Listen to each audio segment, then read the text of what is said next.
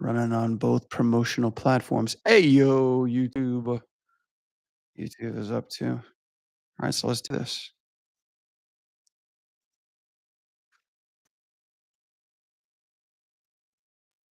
Cool.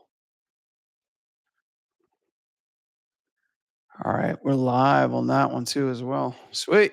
Let's get started, shall we? I saw somebody dropped something in there. Let's see what we got. Let's see, what shall we get, right?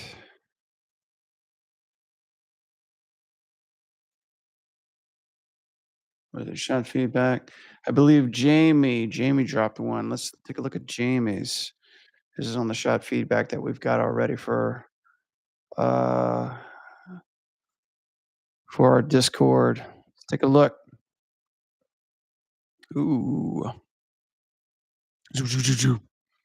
Sweet. I dig it. Get my handy dandy glove on. Hammy gammy. Uh, so far, let me just double check. Let me double check the CPU is doing okay. Oh, we're pumping, we're going. All right. And yeah, there we go.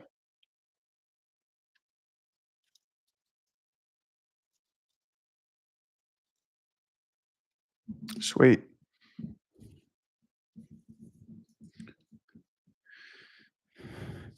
All right, Jamie's got like a little flippy dippy character. This is actually a really fucking cool character too. I don't even know what rig this is, but please let us know. It almost looks like it's custom from the mask that you've got. I see JC. I don't even know what that's all about, but yeah, like let's just like cut right into it. Posing feels pretty sweet. I think just overall, I don't know like where the beginning or the end or if, like this shot's like out of context. It feels like in the very beginning, we're kind of stuck in the very top. One thing I would recommend that I think's really helpful too is just putting like a globe or a grid around here just to kind of see exactly where she is at in in space or in screen space. So that's always like a big helpful thing. We can put like some squares, just like geometry in the back, some shit like that. That usually helps out to kind of see like where exactly are they in space? Like, are they dropping? Are they coming forward? Are they jumping into us? Was it cut from a previous shot? Overall, Posen feels pretty dynamic and extreme. I think like what I would like to try to do is really play around with. God, wish this middle mouse could actually work on this. We try to play around a little bit more with this posing through here. Um, I really dig this lineup. What I think I would try to do too is right now this like the shape of the legs kind of feel like a little, I don't know, like it's kind of like a hot dog, but it's like very even. I really like this incline shape that you got right here. What's the technical word for that? Is it like incave, outcave, something like that? But I like that shape that's happening. I would add a little bit more to that bottom part as well, because right now this bottom part feels like a little flat, and you kind of like look at the shape from the outside. I just kind of see things in shape.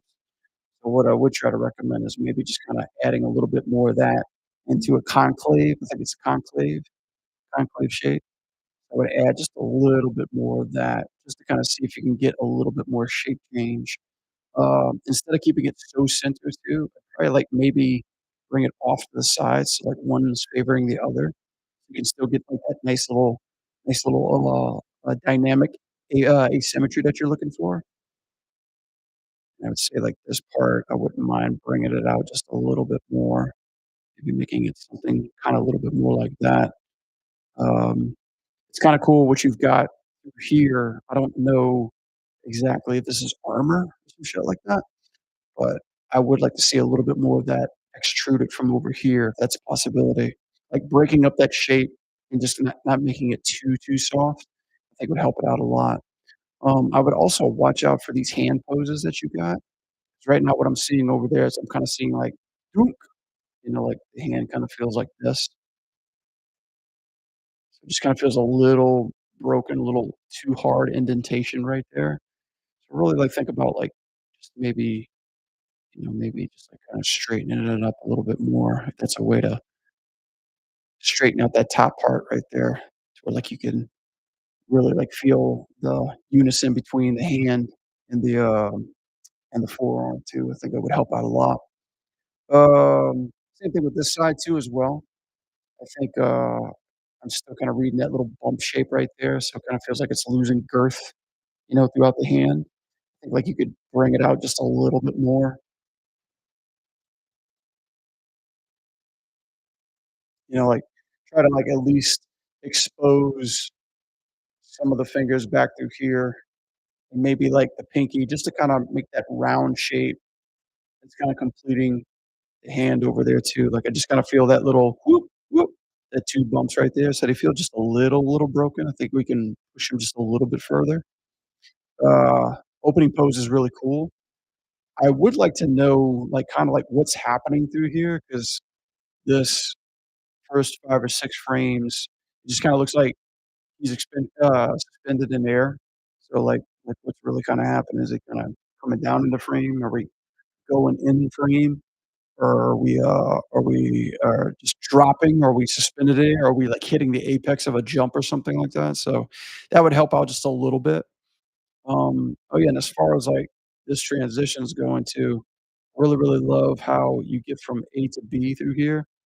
I think, one thing that would kinda be interesting to play with is, because I don't know how far you're into this, I don't know whether this is splining or polishing. I think one thing that would really help is, your shapes are really cool through here too as well. I think, like, these ribbons, whatever they are, these guys in the back, it kinda feels stuck with the rotation. I would try to see if I can kinda drag them a little bit more, like, I start seeing them lead the charge, which is cool. I'd really play around to see, like, how far, how far, how much drag you're getting with this flip, you know what I mean? Even if it was to go through here, uh, the essential thing that what I'm responding to is just, like, I would like to see it a little bit more delayed somehow, especially, like, when she's coming around this turn, like, this initial turn, everything seems to be moving with it. So I almost wonder if it's possible to kinda, delay some of it a little bit more, something kinda like that.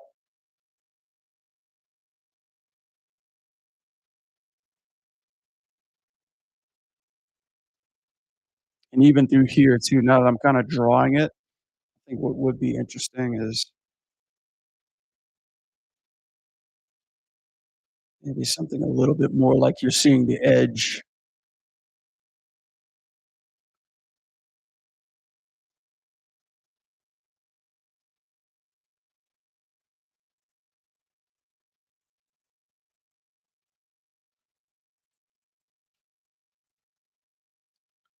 Like you're seeing the ribbon or the edge change a little bit of its arc shape, so that way it doesn't feel like it's all coming around at the same time, like suddenly your body's moving and then your ribbon's catching up to it, which is kinda interesting.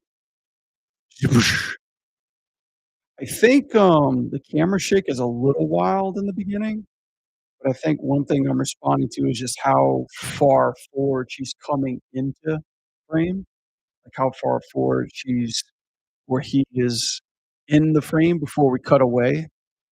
I think one thing that you could do is this is probably okay pose, but I feel like the camera needs to kinda come down a little bit more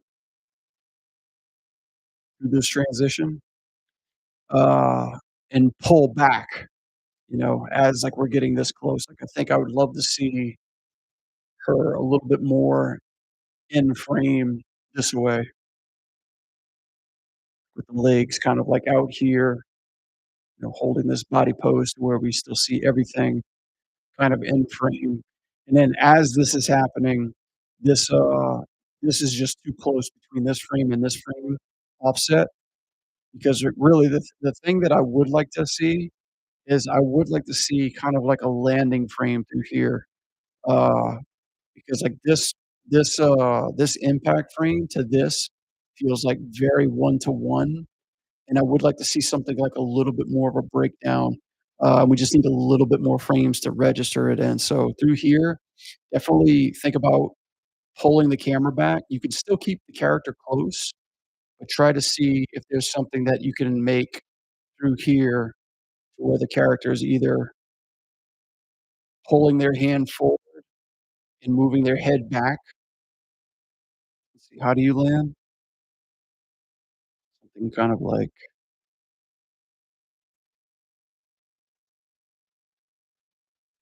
like breaking up your pose through here.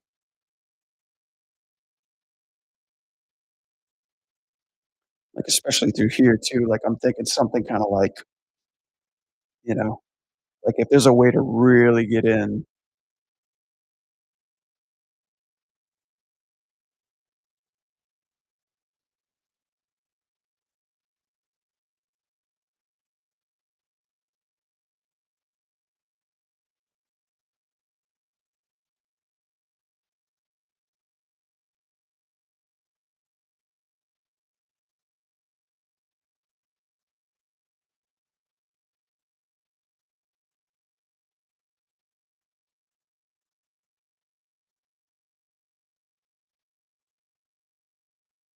really get in and, like, try to, like, mix and match those shapes. I think you can really play around with seeing, like, a little bit more of that breakdown, like, as she's, like, hitting the floor through there. Also to watch out, this back arm has, like, this shape before going bowing the other way. I don't really feel like that whip or that impact that's happening. So, like, I would recommend having you overshoot that arm just a little bit more,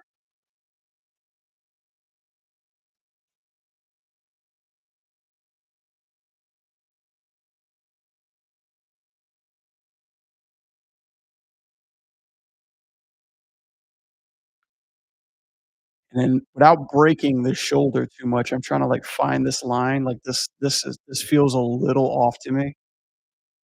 Like, I would love to see a little bit more like, there's 2 things, a little bit more compression on the fingers, 'cause I know fingers that do this on the ground are a pain in the ass. I try to, like, add that compression over 1 or 2 frames and just get it back into posture through here. You can do that with, center pivot tool. So, like, as she comes down, I would, like, really wanna pull this arm back, kinda like around the shoulder line,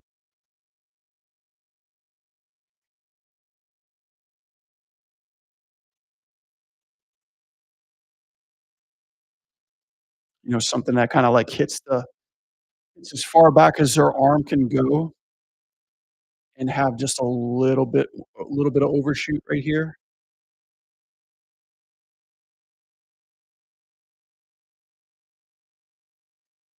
So, like, we feel that compression, like, the fingers are still compressing closer to the ground.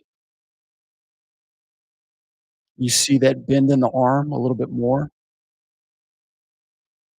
and then when you're coming up, you're experiencing those fingers pushed up through here, and really watch out because I know, like, you've got a single pose through here, and it feels kind of like the fingers kind of feel they look like and they kind of feel like this,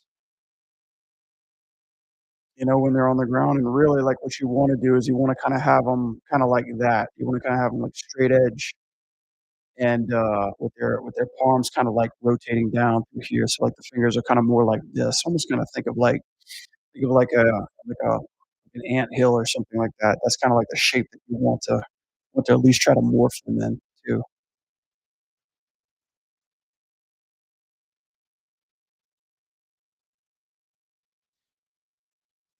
And then when you come back, that's when you can start, bringing this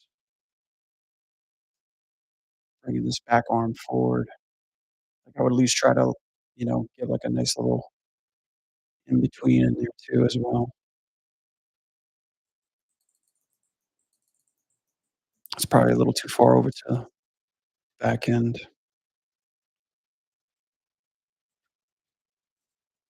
Yeah, because the biggest thing is, like, she has this pose on her hand like this, and it just kinda feels like a claw, just kinda like this, like, "Wah, yo, yo, yo, yo, yo," and it's like, I wanna see, like, that expansion back to the claw, so it's almost like, Randy Haycock used to say, like, like, subtle, broad, so it's like small, broad, sharp actions, so it's like a blossom, like a flower, like, bam, like that.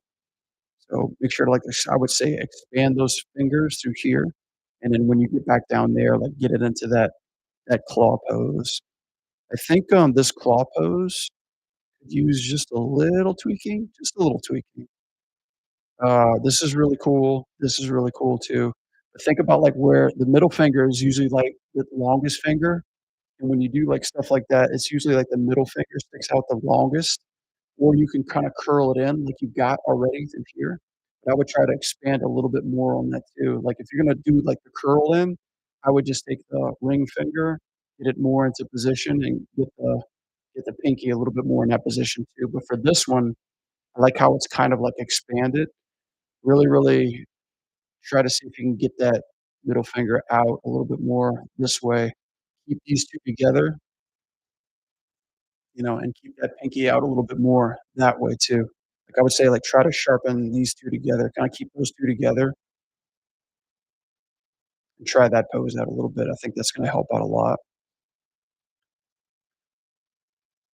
And then lastly, this right here, that pose, this ankle feels broken to me. So, like, I think the biggest thing is, first off, it's a really nice pose that you're landing in. Second off, we need some leeway, like that foot, that ankle can't stay in that position the whole time. So if I would put my foot on the monitor to show you, but I'm not gonna give you guys what you want. um, what I would say is try to find a ball control or kind of like an ankle control. That one that goes left or right, somewhere like this, left and right, and try to make sure that this part isn't like this, it's not broken like that. Keep it to where it's, shoot, I just lost my previous note. Keep it to where, like the ankle and the ball of the foot is going down more kind of like this, to where we see that nice connection. So this ankle part is gonna have to shimmy down a little bit, but you're gonna have to feel that rotation, that compression. Really take your time on this too, because we're gonna have to hit this pose, and then you're gonna have to ease back up into it just a little bit more. So use this, that's a terrible drawing.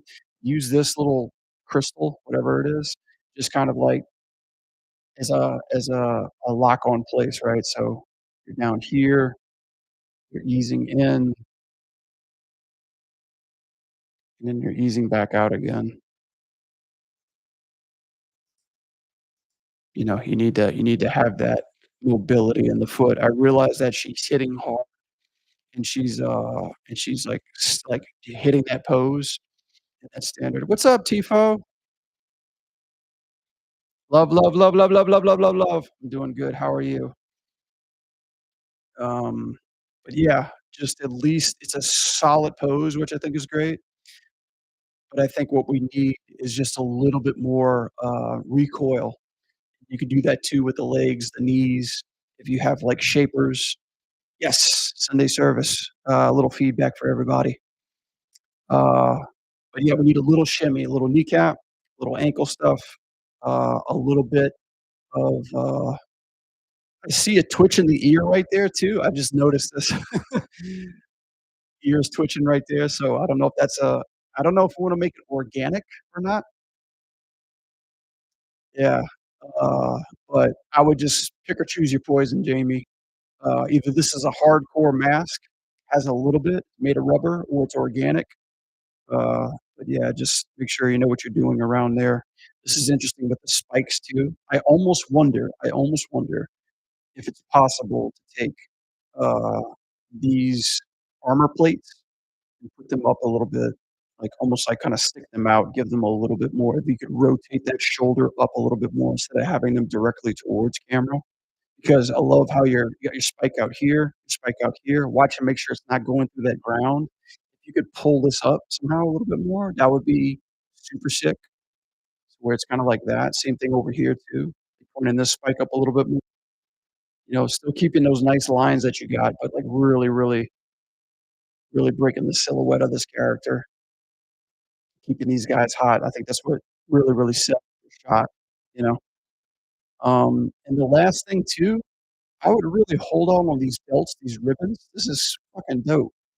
Um, I would really try to see if there's a way to hold on to them a little bit more before bringing them down. Yo, Siddharth. Yep, not bad, man. We went to the pool. That was awesome. But yeah, I would just, like, hold on to those ribbons just a little longer, like, hold them up a little bit longer before dropping them down because, like, these solid poses are amazing to keep, but what you wanna do is you wanna kinda keep whatever's on the outside or connected to the character a little bit more busy. It's like the principles of secondary animation. That's why secondary animation is such a big deal on the principles because that can really make your shot feel even more alive, you know, where everything falls into place. So, think about that too as well. Yeah, you know, overall, whatever this is connected to, Jamie, looks hot. I mean, the flipping, the shapes feel dope, and I think, like, even, like, what you've got is feeling really cool. And I think, like, even through here too, you could probably, like, expand the feet a little bit, like, just scale them up a little bit just so you can kinda keep that same shape going, but yeah, I think it's just more, the beginning and the end just kinda need a little bit more love, but the transition that you got is feeling pretty powerful, so it's shit. I dig it. Yeah, and thanks. That's all I got for that one. See somebody else put something in the chat too as well. Is that, you, Siddharth? Got something else for me? Is you right here? Yeah, it says you right here. Cool, we can jump on you too. We can jump on ya. Yep, pounce on ya.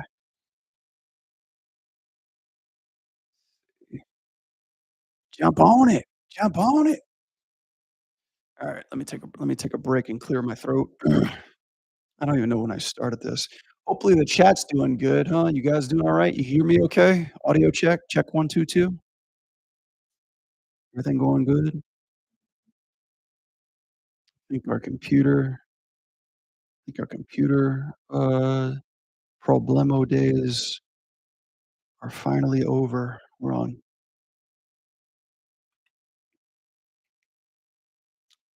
Looks good to me because it's light outside, it's not dark. I'm actually streaming during daylight.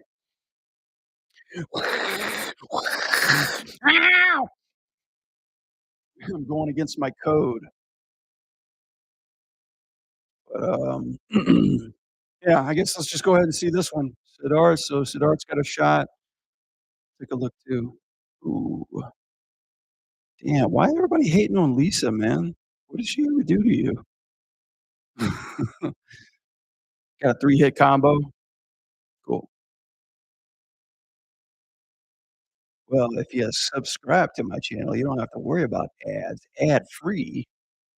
Just saying. I'm just saying, guys. I'm just saying. Help a help a fellow, reviewer out. But welcome in, Siddharth. Yeah, just wanna make sure my audio is okay. This little assignment that you're doing, which, I mean, hey, you gotta, you gotta make it work, trying to be legit. Take it from other subscribers, they're subscribed. Uh, anyway, assignment, I'm guessing, Siddharth? Actually, you know what I wanna do? I wanna do this really quickly, just so I don't get distracted by you guys. I think this shit's fun. It's funny. I wanna make sure that I don't get distracted when I start talking.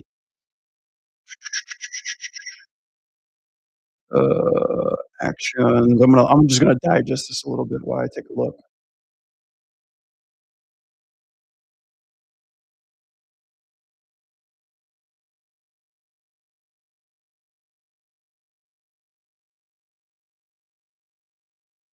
Okay.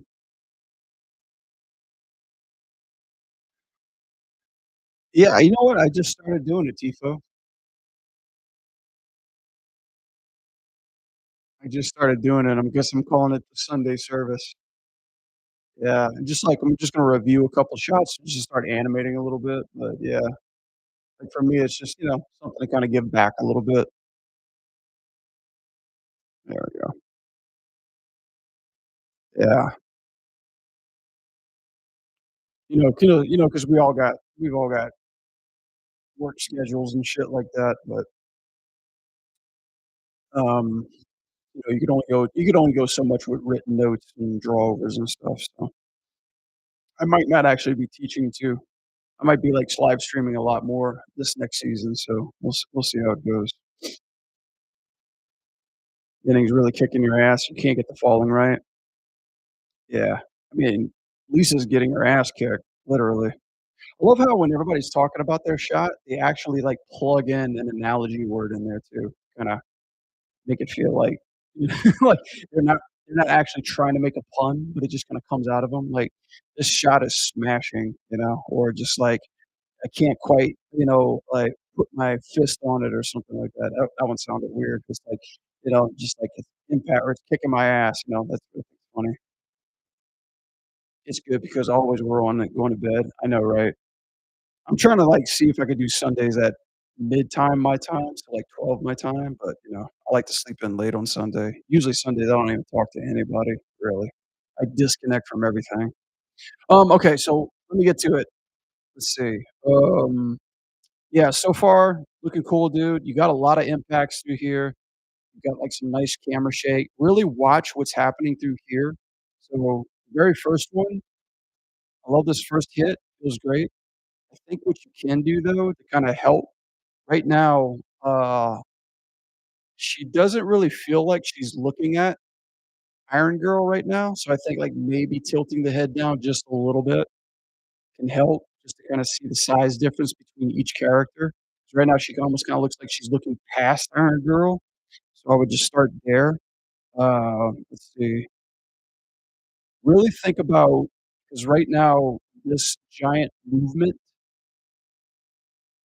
for the camera is kinda taken away from the impact. It's kinda de-escalating how it feels, so I would save this camera move, this one in particularly, for after frame 7 and see how that feels. Uh, and also too, if you can, Siddharth, with Iron Girl, and I think you can too, this breakdown or this anticipation, try to see if you can get the fist a little bit higher, just a little bit of a breakaway, through there, instead of just keeping it too straight. And then as she's coming through with this breakdown, try to see if you can't stretch this pose a little bit more. These breakdowns are really, really cool, like, whenever you can, like, break and stretch the character a little bit more. I would even say try to see if you could take the head and the chest and push it even further through here. That way you really get that nice line of action. And then once she gets hit, um, this kind of ease in feels kind of a little light to me. I think there's a lot of movement to the next shot. I would try to minimize this movement a lot. If you hold this punch and hold that pose a little bit longer, it's gonna feel a little bit more stronger because we just read this. And I would say, like, before you move into the next punch, because the biggest thing is just shape change. Frame and then shape changing into the next one is what's gonna make this combo transition pop. Like, see what you're doing through here, 1, 2, like, that's what I'm reading through here. And I think what we need just a little bit more shape change through here. I would say, like, when she's punching, instead of, keeping her kind of like this at an angle, try to pull her elbow up just a little bit, bring her thumb down just a little bit so we can see kind of it like that. When she punches, try to see if you can get a little twist in that elbow. So the elbow's up, down, and holding that arm essentially there. I would say for probably like frame 15, and then you could start transitioning. So whatever you're doing through here, my only request is just reduce it a little bit. Um, Lisa's probably throughout all this, you've got the right idea with Iron Girl. But I think throughout all this, I think just the reactions from Lisa just need to be worked on a little bit more. It's so funny because, like, whenever we work on Mortal Kombat, beat 'em ups in general, like I'm doing beat 'em ups, we're doing a lot of reactions, right? So reactions are, like, just as important as your character being animated because essentially what you're watching is this right here. You know, you're feeling the punch while seeing the result of the punch too. So if it's not making sense, then ultimately, like, the interaction animation is not as strong as it possibly can be. So, like, what I'm suggesting, when she's getting hit, I don't think she should be in this arc because her pose looks a little funky, a little broken. I think we should have this back part going this way, as she's getting punched through here. Think of, like, as she's getting punched, look at the legs as being 2 separate entities, okay? Try to pull one out a little bit more, keep one in frame a little bit, and use the rest of this, reaction part to bring them a little bit more closer together, but you don't wanna keep them too parallel to each other, you don't want them connecting over one keyframe too. Uh, I would say too as well, think about your breakdown. Look at how cool this pose is that you've got, right? So, like, when she gets punched, instead of just, like, one frame, they all come together. Think about how you can get that pose to break down into your next pose. So she's like this. Ugh. Maybe she still has this arm up in this pose,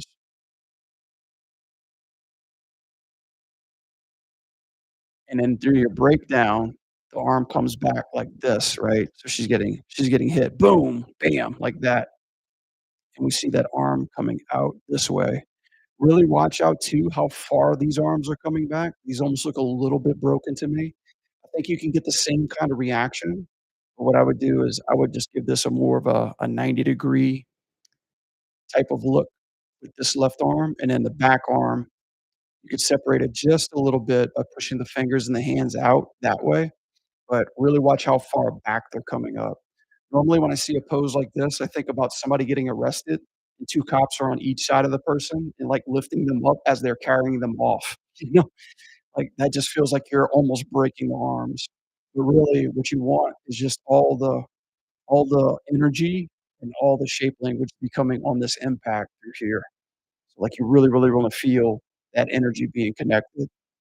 Um, I don't know where you're at with the facial animation. Facial animations kinda help a little bit, especially when she's getting hurt. Ugh, ooh, just something like little placement. I'm not judging the facial animation. I know it's more the body, but really think about, these legs through here as she's coming up. This landing feels a little off balance through here. This feels like she's falling over. So, like, this part feels like her all her energy as she got hit is gonna be moving back, she's gonna be falling on her ass. So really what I would suggest is if she's gonna be landing like this, I would try to separate these legs a little further. I would try to take this leg and put this one back a little bit more through here, right? So that way she has some place to catch her with her foot. You still have a lot more negative space through here too to kinda understand the shape of that impact that she's got.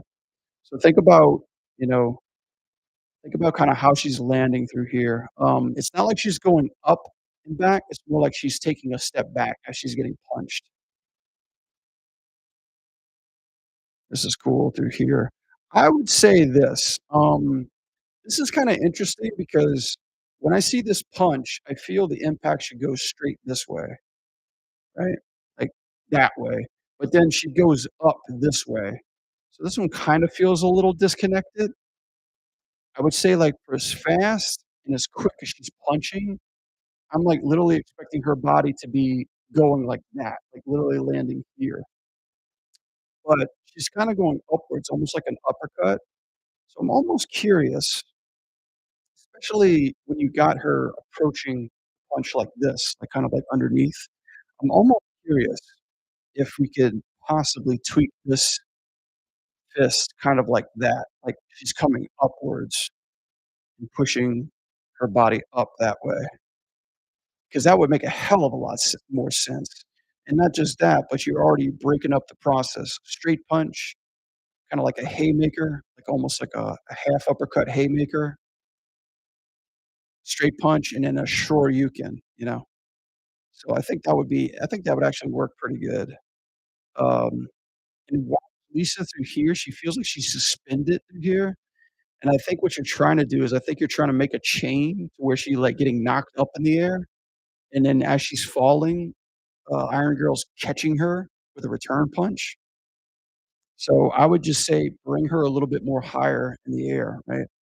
Watch her body weight. She's going up, this is fine. As she's going up, give her some hang time through here. 1, 2, 3, 4. And she starts to drop. 5, 6, 7, 8. So my ball that I drew right here is wrong through here because it's coming back to the left. So let me get rid of this one. Let me get rid of these 2. I was just guessing it. I was just straight aheading it. Like she's coming down here, and then this is where the impact comes.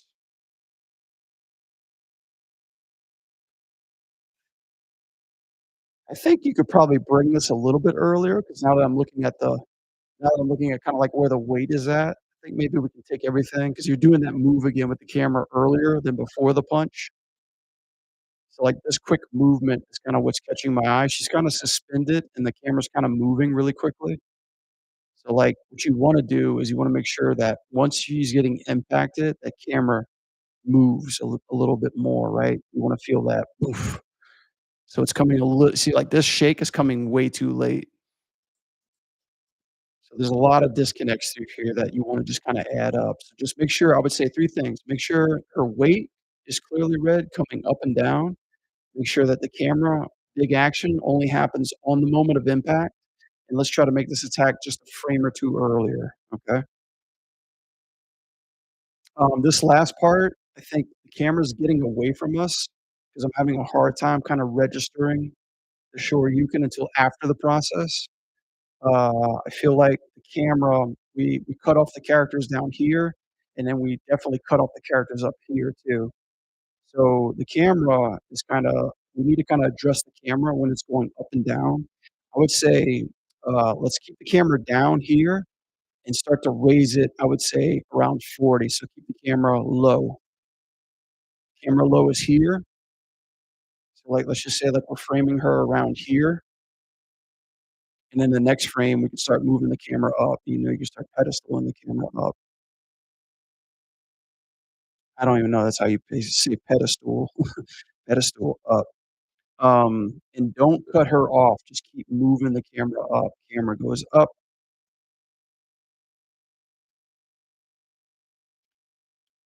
because right here, the camera starts to, like, plank, and I can't make heads or tails of the characters falling, and I think the camera's actually, like, working against you through here too. So, I would say look at the TY of Iron Girl and Lisa, and I would add that to the camera too as well, just to keep that camera feeling alive through here so we can register that. It's cool to keep her up in the air, suspended, because I think this big transition, this flip, and the way that the camera's moving abruptly is what's hurting, her falling down. So I would just try to hold it just a little bit more, and then I would try to when she gets hit this way, I would try to see if I can get her from this pose to this pose a little bit sooner. So, like, she just got shoryukened, right? So she's gonna be like, "Whoa, wah," that way, right? I think we just need to see a little bit more motion from this pose to that pose because she hits a vertical ramp and just goes straight down, like, her movement stops at that vertical up and down. So, really, I would just suggest let's just make more in-betweens from here to there. Let that be your transition, and then start to drop her vertically through here, right? Also too, just to kinda help with this landing, instead of keeping her hands close to her hips, right? Um, I would say, let's just try to keep the arms a little bit more in front, right? Kinda like that, kinda like, "Ugh," like kinda like that, instead of, like, one out to the front and one out to the side, because the problem is with Lisa, like, all her clothes are the same color. So and if you put the background the same color, you're shit out of luck when it comes to reading stuff like this. Try to make it to where at least, even through her colors, we can kinda see abstractness. Even Iron Girl's a perfect example. She's jet black, hot blue, on top of one another, so things kinda get lost in between. Sometimes it's a good thing if you're trying to cheat some poses. But other than that, I like to keep things a little bit more defined when it comes to these characters. I was missing your feedback. Oh, yeah, no problem. Now you know. I mean, this is actually my 2nd Sunday service, so, I'm gonna try to see if I can stick with it. Um, I think her falling is feeling good. I think the constant shaking is where she's not feeling heavy at all. Like, these poses are very quick. Like, this amount of spacing over this short period of time, this is what's not making her feel like a real human being. It feels like more like a toy. So I would say, you know, let's try to cut down on how many poses she's having through here. Like, as she's impacting, this is fine. I would try to say instead of this, let's try to keep it more kinda plant it like this. I'm just gonna do, like, some stick figure stuff. She's hitting impacting through here. This is her landing on the ground.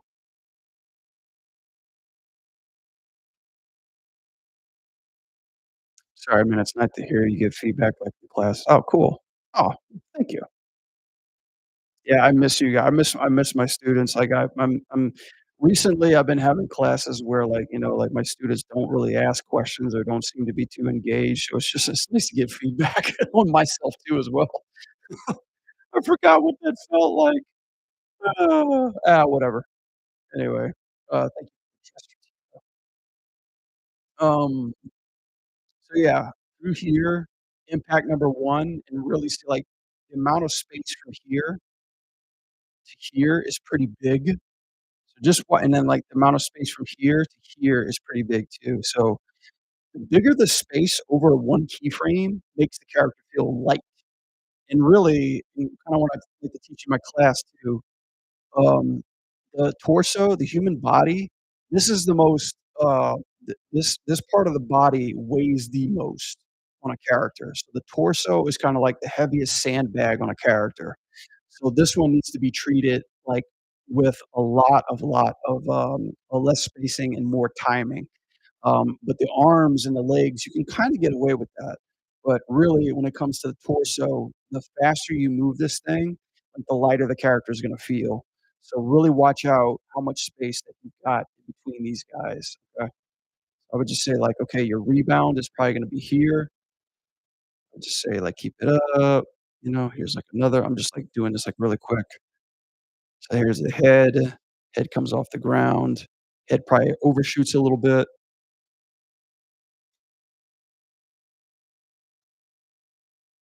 Kinda suspend in the air a little bit through here. Down over one frame, hit the ground. Torso's kinda moving a bit. I should really take my time to draw these shapes properly.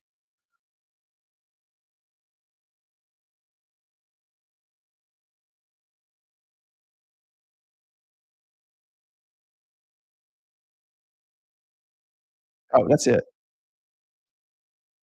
But yeah, something kinda like this. So this is just me noodling around, but this feels a lot more heavier and a lot more readable, you know?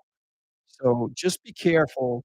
Think about your torso as, like, just a square, separate it in 2 parts, right? So, you got your spine that runs 2 parts, and, the concave and excave way of bending these guys when it comes to landing especially is the only really big thing that they're gonna do, provided, this is a fighting game. But if you're, like, throwing your character to the side, of course, you're gonna have to worry about rotations. But this in particular, like, these shape bends from there to there is all you're really gonna have to be concentrated on when it comes to, rebounds of the character. So really take your time, and I would say, Siddharth, go back to this.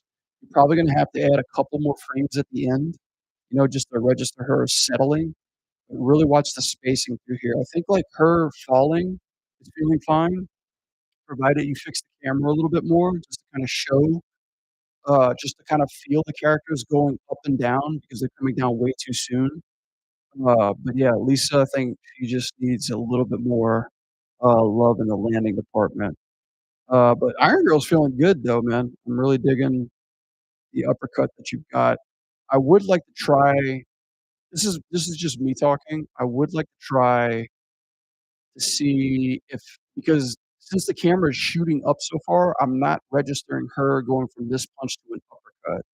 Let's keep that camera planted, and then, yeah, I would say just show a little bit more because I wanna see a little bit more transition from this punch to Shoryuken, you know what I mean? But that's a cool I love this pose of her falling. That looks really cool.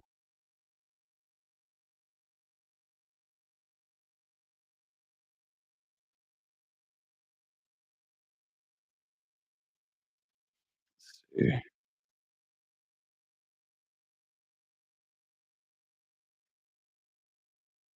Yeah, I think it's fine. The only thing I was thinking about the uppercut, what I probably would try is when she starts to fall down, we start to kinda get into this square pose, Like, I mean, you have some differences with the arm that's really cool, but I almost would like to see maybe what it would look like if we held this arm here just a little bit more. You kinda held that pose, like, with the chest kinda going this way, like, as she's falling down, and then just kinda hold it just a little bit more because that last uppercut feels tough, feels strong, and when I think of, like, strong, impactful fights, like the final hits and the punches and shit like that, like, I wanna hold them there. I wanna hold that hit frame a little bit longer to make them feel like they just flexed or their muscles are, like, tense or tight. So instead of just going like, boom, like bam, blah, I like to feel it just a little bit more tougher. It's crazy because I've been playing a shit ton of Hollow Knight, and they have plenty of fast impacts, but the characters are so small they can get away with that shit, you know. But yeah, man, all I got, dude. Looks fun, but I'd say yeah, take another camera pass. Get as much information in the camera as possible before going to town with like the shaking and the movement. It's easy to get carried away with camera shakes and framing, but the more information that you can show, the less, intense it is on the eyes, especially for the viewers to watch this kind of stuff, so, yeah, I hope that helped. That's all I got, dude, and I'm out. Mm, but yeah, fun stuff. Oh, you're welcome. Thank you. Cool. Alright, so the Sunday service is done, yo. Time to get them animating. It's funny how we were talking about, attacks, 'cause I gotta do a couple attacks with this guy too. Just some quick punches, so join me. Join me for some kickback and animation. How's the lighting still? Like, it's starting to get dark outside. Looking pretty good. Alright, guys, now the boring part of the stream. We get to animate. Woohoo!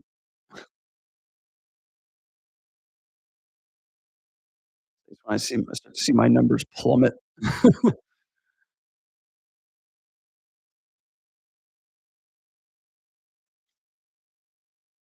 Let me get back into it really quickly. Get the chitty chat up.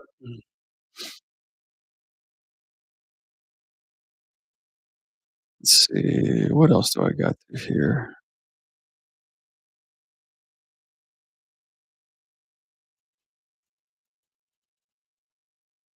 Alright. Alright, I'm gonna open up a new file. Let's see. Got the idle done. Get rid of this. Start fresh. Create a new project folder.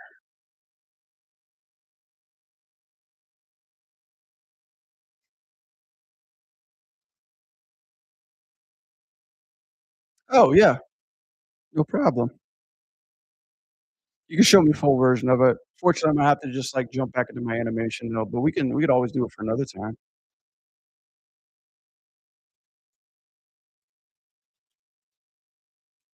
Cool shot, by the way. Some fun stuff. Where did you get that rig from?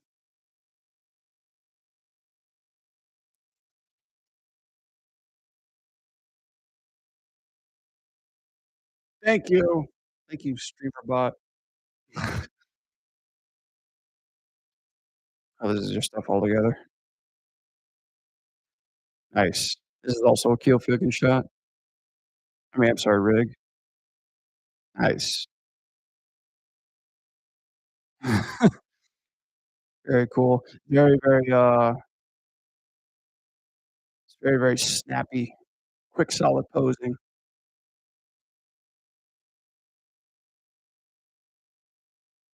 You still got that right ear flip there too. Is that like a quirk he does?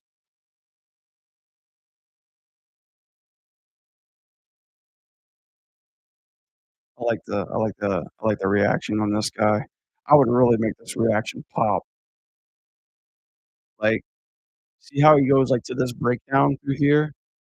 I would say, like, this would, like, probably be, like, my own I would say, like, really, really break this shit,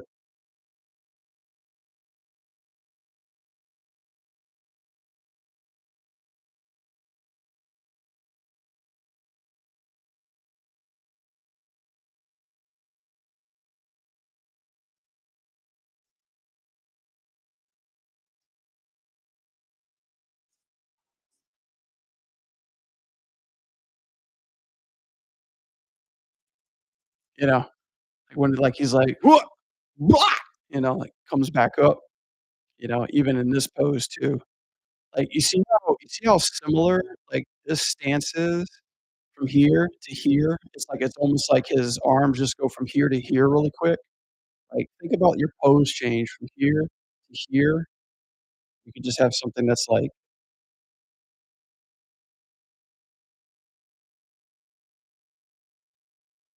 arms down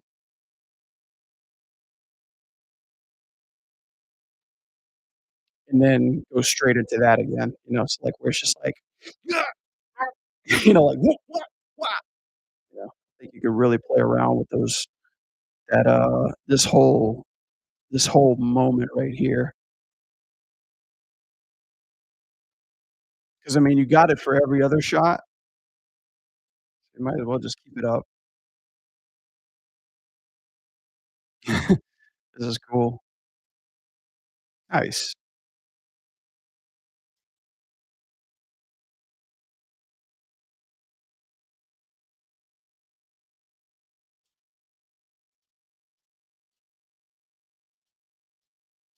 You can break up that reaction and that jump a little bit more. They kinda hit at the same time. I would say, like, hit, he jumps, and then he looks up, like, at the last second, like,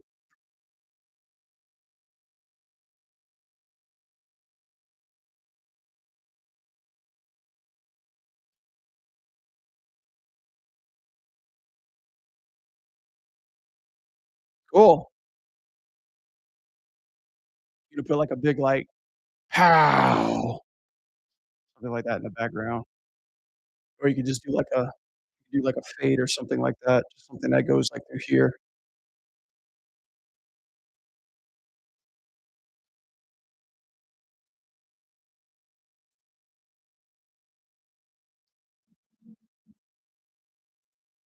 Something like that, like, "Pow!" Looks cool. Keep it up. It's like a small little shot you're doing for yourself or an assignment.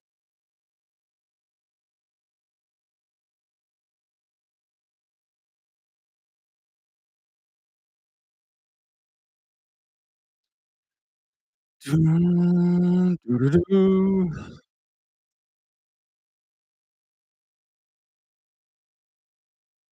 Alright, let me see. How did I structure this folder? Punch A.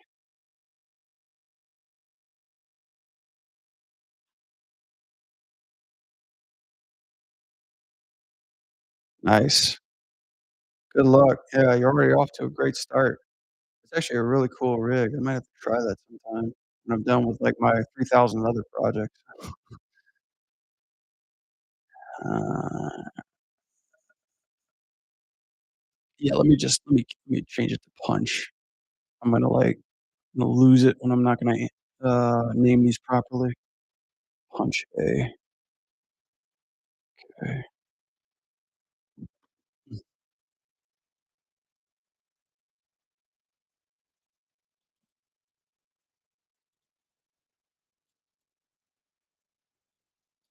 Shoulda named it up No, I shoulda named that other part triangle. Am I doing Triangle Man? Yeah, uppercase.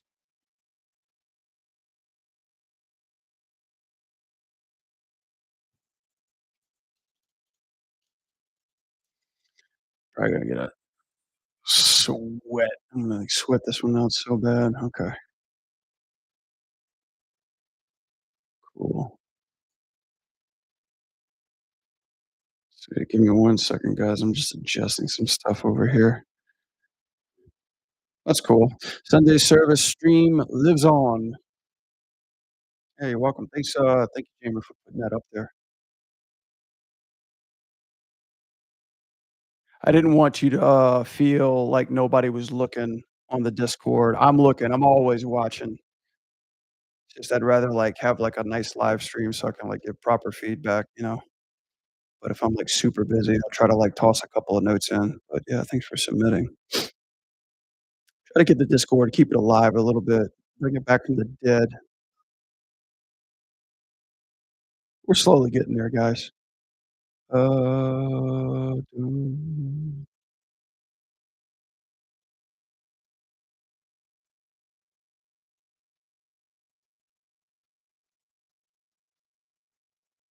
'kay.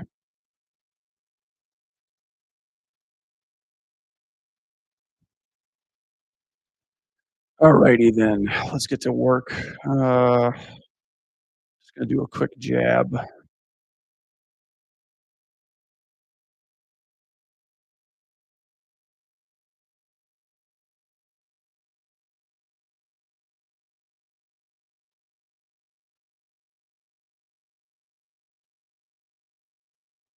Where is it? Local. Trying to improve my Blender animations or just, like, get, like, accustomed to animating in this fucking software. Ah! Where is my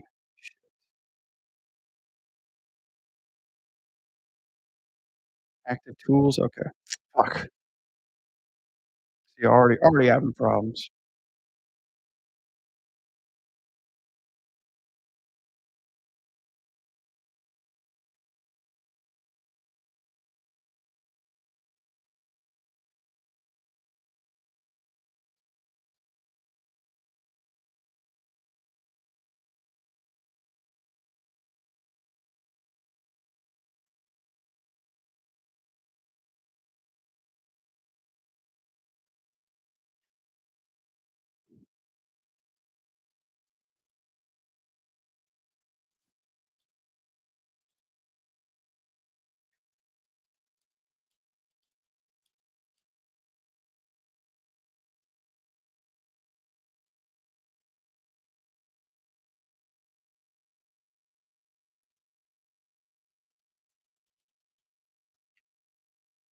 It's getting dark. Yeah, normally I'm used to, like, streaming at 9 my time, and for the most of everybody who's watching, it's, like, either straight up super late at night, like 1 or 2 AM in the morning. But yeah, I haven't really gotten used to doing, like, any early streams, which I need to do more of on the weekend, so just trying to change it up a little bit.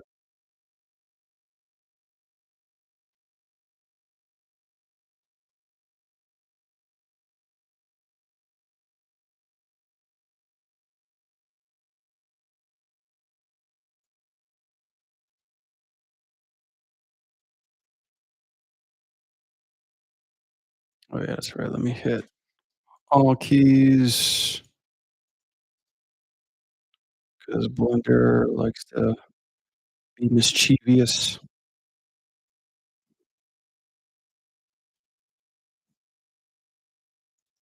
I even though I don't like this rig.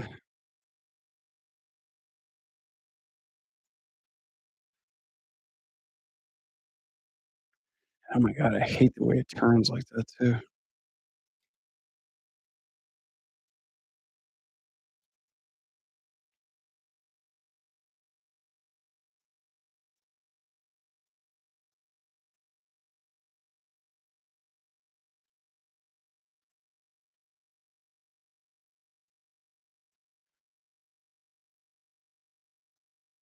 Oh, no.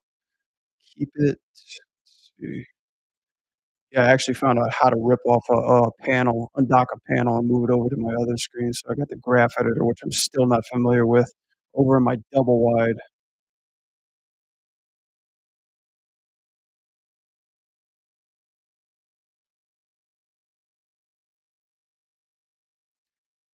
Recommend 3D figure drawing, finding some poses and applying it to the rig. Oh, you mean just, like, pose practice? Yeah, you can do that if you want to. Like, it's I would say, you know, drawing has its benefits. 2D animation has its benefits to 3D because it makes you think, uh, like, not straight ahead from pose to pose. I tend to favor anime straight ahead, but it still keeps it to where it's like you're thinking, you're expanding kind of like from your box, how loose you can get or how much you can push a pose, even if it's something as simple as stick figures. But yeah, like finding like a pose on the internet. I've seen them do that on Animation Mentor. It's kinda like 101, like, make this pose, but push it. So, yeah, it's like same as figure drawing, but since we're in 3D, you're just taking it and pushing it in further. So, yeah, it's like it's good exercise and practice. That's what I did for Carnage, you know? Like, when I was promoting, Trey's Carnage rig, he gave me his Carnage rig, and I just pushed the shit out of all those poses, dynamically. So, yeah, they took me a long time to get, but I basically just took, like, a lot of comic book stuff, found out which looked cool about what, didn't wanna make it quite as one to one as some of these, but try to find the essence of it, so, yeah, it's a really good exercise, you know? Really good exercise to, like, really start to expand your mind to say, like, "Oh, okay, so the torso should move like this, or if I put the camera up like that, I can, you know, maybe, like, IK looks a little bit better, you know, in this way, or I can stretch this arm a little bit more to, you know, get that appeal that I'm looking for." Yeah, you know? It's, it's good for, like, testing, you know, like, really just kinda, like, get some warm up or to, for, like, animation wise, it's good to, like, say, "Okay, these are my main key poses." Kinda like what we just saw in Jamie's shot. Um, you know, I'm pretty sure those big moments, like, hit to the face, or, like, those landings and stuff for a big moment, I'm pretty sure Jamie spent a lot of time on the camera angle and all the poses too, so, you know, just that kind of practice really, really helps out. So I'd say, yeah, you know, but I would try to practice and apply to an animation just because I'm thinking to myself, like, what could you do? Like, what can you do with poses? Could you add them to your demo reel? Most likely not. I mean, the only time we ever really do pose stuff professionally is for marketing.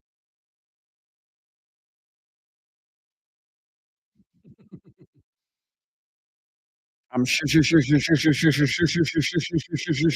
you do. I gotta fix this. I gotta fix this speaker bot. I know, it shows too. It shows too, Jamie. It's really cool. I love seeing shit like that.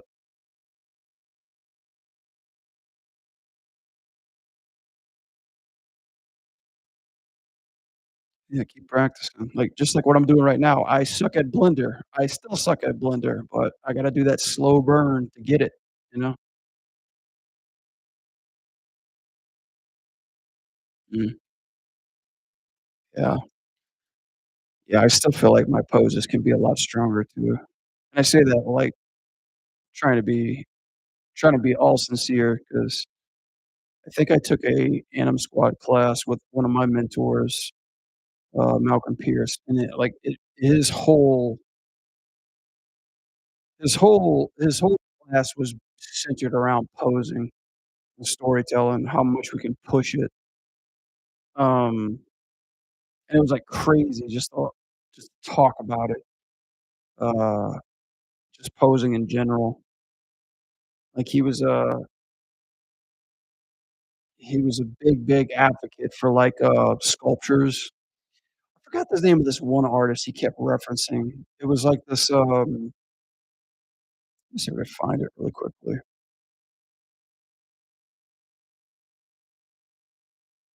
Mhm.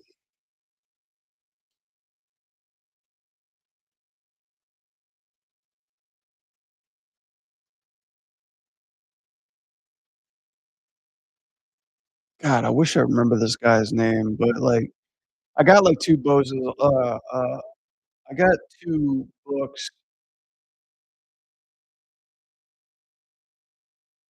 2 books that are really good for, like, animators and pushing poses. One is of an artist called JC Leyendecker.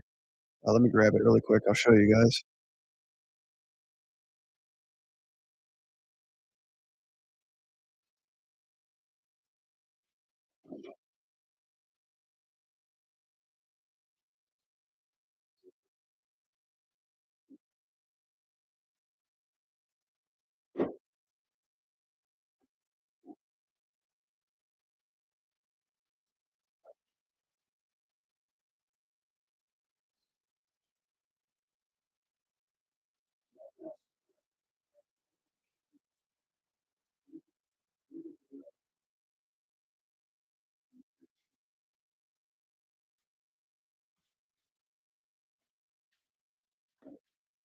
Alright, guys, so, like, here's the big reference ones that I recommend when posing. Um, one's a book of, one's a book of JC Leyendecker, okay? This is the one that Malcolm, recommended to me too, but you don't have to get the hardcover book, you could just look up his work online. But anyway, like, he was, like, a publicity artist, like, back in the early, like, '50s and '60s, but, like, the fucking poses on this guy work is just fucking insane, you know? Like, just, like, straight up painting, like eyes, direction, how he just makes a picture, and you just, like, look around the picture is really, really good. Like, there's just, like, so much cool shit as far as, like, twisting and posing and painting. That's one of them, that I would recommend. The other one is, Samantha Youssef's posing book, Movement and Form.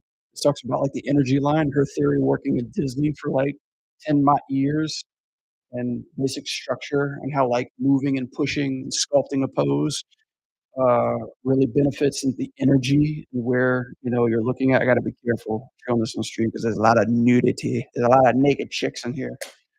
Um And the last one that I would recommend, which is really, really good, is, Force, by Michael Matters, Force for 2D animators.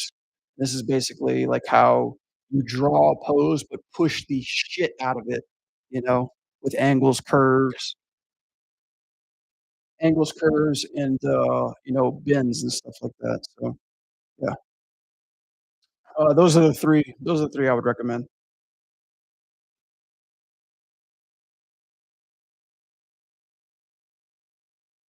Yeah, but definitely, definitely. Always keep practicing. It's like you can only take so much. You can only take so much when you're reading stuff. You can only take so much 'cause, like, let me I'll be honest with you guys, I got all those books, I haven't even read through all of them. Like, I'll every once in a while glance over it, find something that's kind of inspiring, and then just start reading a little bit, a couple principles on it. Same thing like with the, animation survival guide, Illusion of Life, so but, those are really helpful too. But I talked to Michael Matters, like I said, "I love your book. I just like, you ever consider doing, like, like, online workshops or, like, videos?" He's like, "I considered it." I was like, "That would help a lot because I prefer videos more than reading shit. I can't read."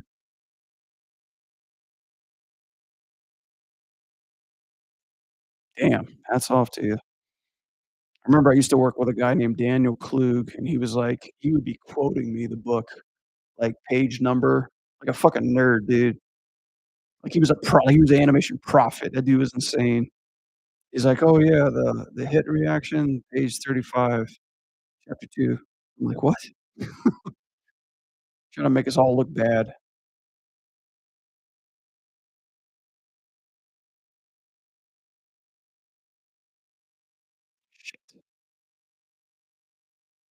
I hate this rig.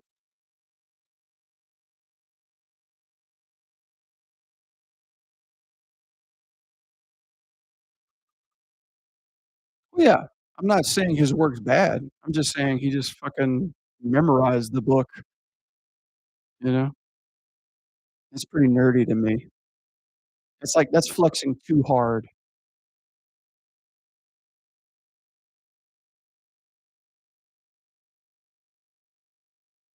but whatever.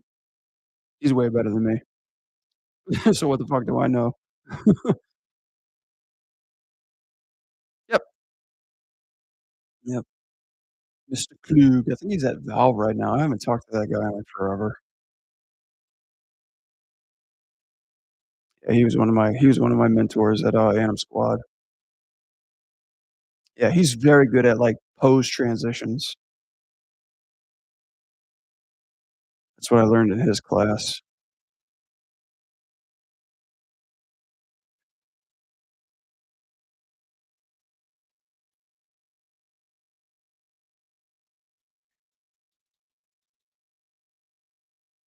Okay, let's see. Damn it, do I have even a pivot point on this thing? No, no. God, I hate this fucking rig.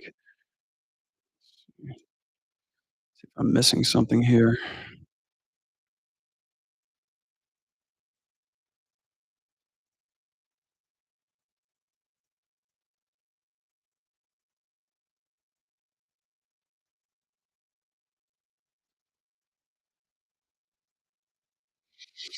Mm.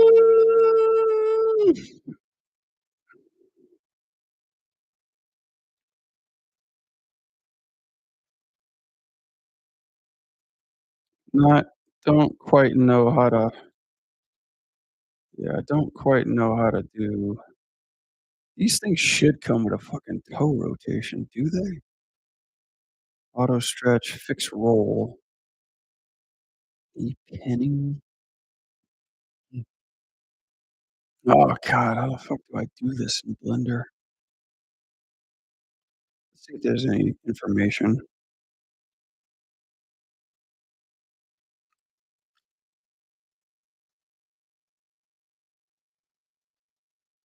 Oh, Makarowitz?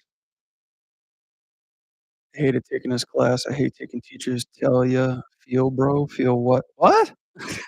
I took a Makarowitz class. He seemed to be okay.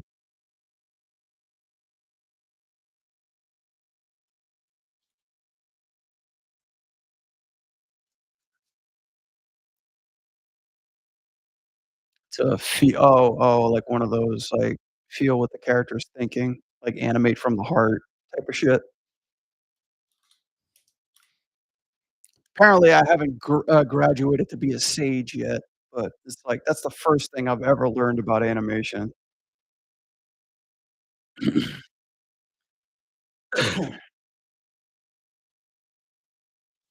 It's like, bro, if I animated how I'm feeling about a animation, it would look like the fucking, Care like, it would look like the, Gary's Bear.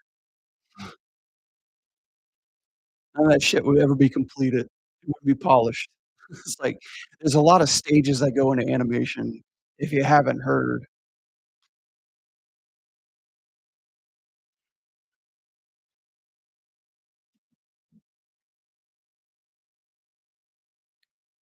I mean, you don't have any graph editors, so good luck. Open that heartstring. Open those heartstrings, feel it out.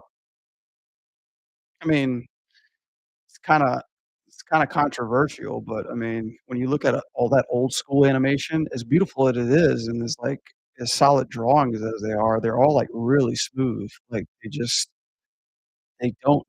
they lack a lot of ease ins, ease outs, very straight away. Alright, Siddharth. Yeah, no problem, dude. Thanks for hanging out. See you around, man. Good luck. Good luck with work. Rotating around pivot. I love Hey Arnold. I never liked Cat Dog too much. Or was it Cow and Chicken? Oh, no, it was Cat Dog. That's right. Let's see. How to rotate. Jesus, where is Animate when I need him? Let's take a look at this. Let's watch this video together, shall we? YouTube Inception.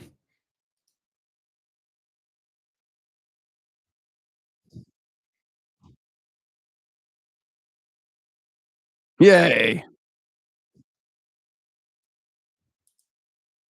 I wonder if I wonder if this applies to rigs.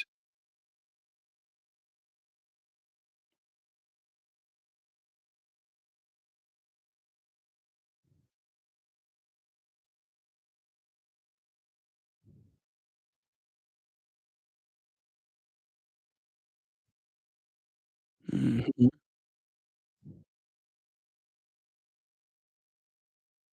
mhm.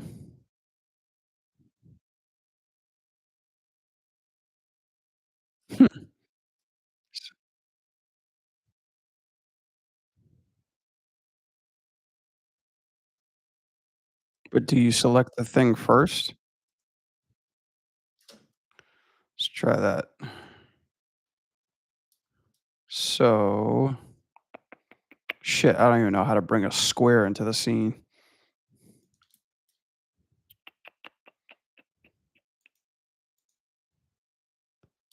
Let's actually just try the thing that he showed us. 3D cursor. Okay, well, that works. And then can I move the cursor?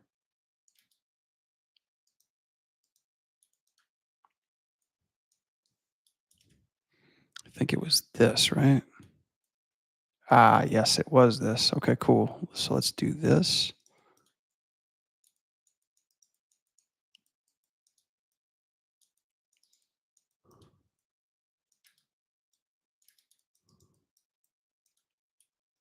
I hear about D4V. No, I don't even know what that is.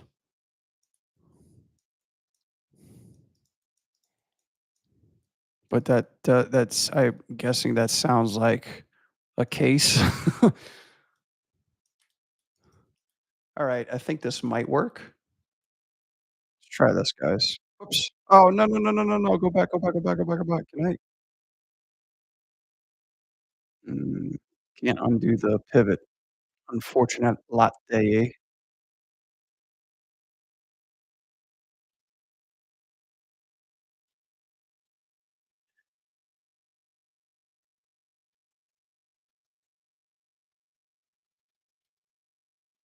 Jesus.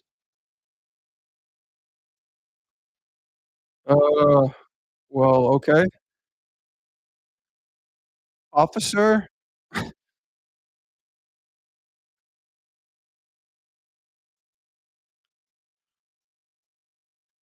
Okay, so do that and then switch back to that. Okay, then we do that. Okay, cool. We got it. We got it. We got it. We got it. Oh, so they already got him. They're already booking him, right? They're throwing the book at him already?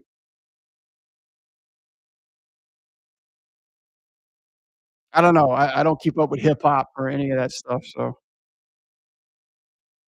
sorry, like, we're in different garages. Oh, okay. Alright. Well, yeah, throw the book at him then.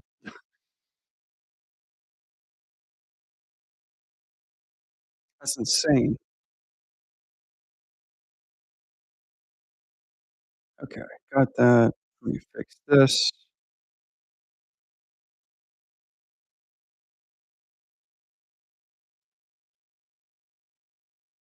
Oh, no shit. Speaking of Invincible, I played that video game, it sucked so bad. I was trying not to be too much of a dick to the devs since they were right there. I was like, "Yeah, this is broke as shit." But, I mean, it can't be all bad, it's their first fighting game, so gotta take it easy. Yeah. I mean, well, it's like it's nowhere near, like, as as visually interesting as I thought it would be, and the poses are just flat as shit, so, I mean, I can't help but bring my animation eye to the game.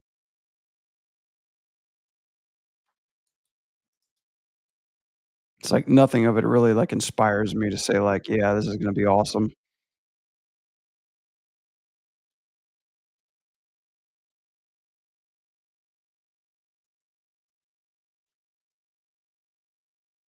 Like Strive? Strive has got some moments.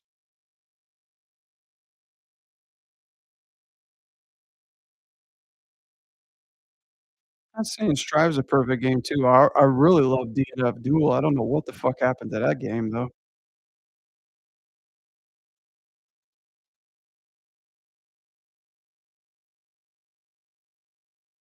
Yeah, some of the characters are a little rough.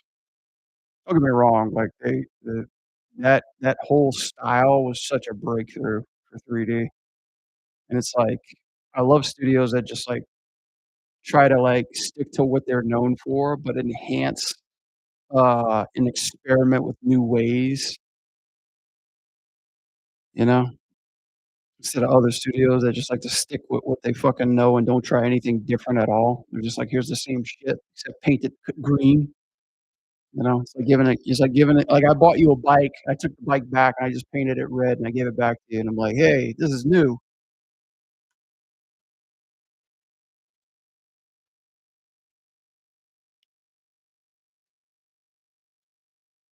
I wonder if it could scale his fist.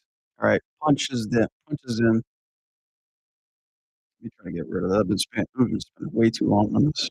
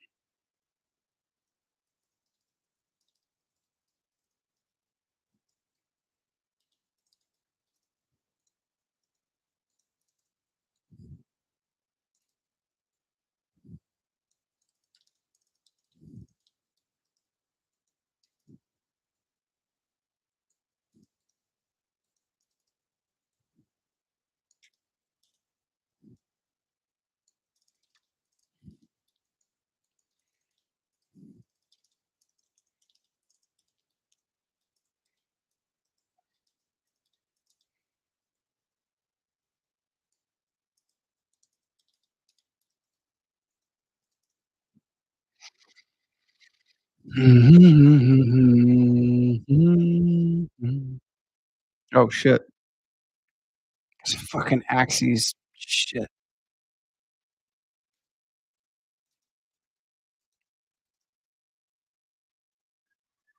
So nice to actually have time to animate shit. Normally, I'd be, like, in the gym and coming back and not wanting to do fuck all, but it's nice to be back into it.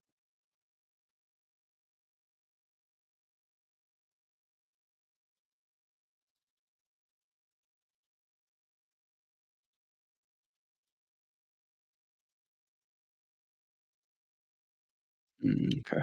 Not doing that. Wait, what happened here? Are these things still not consistent? Shit.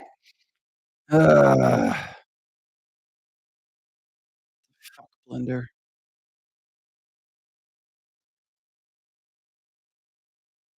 There we go.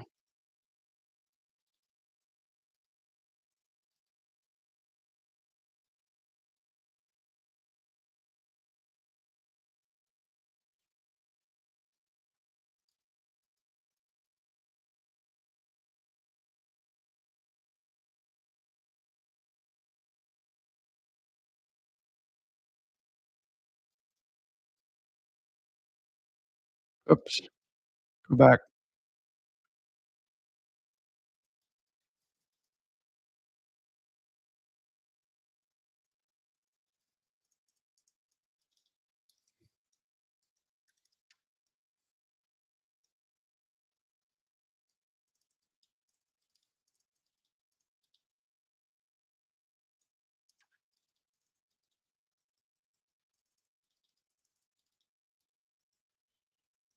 Probably don't need to do this.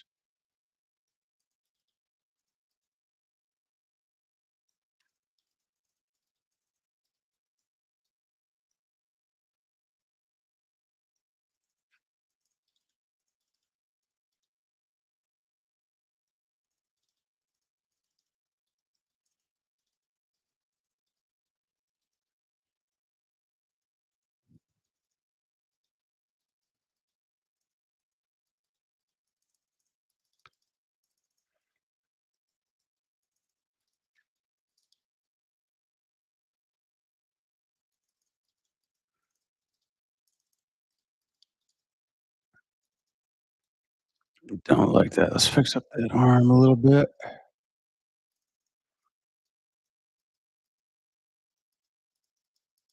Here we go. Save, save, save!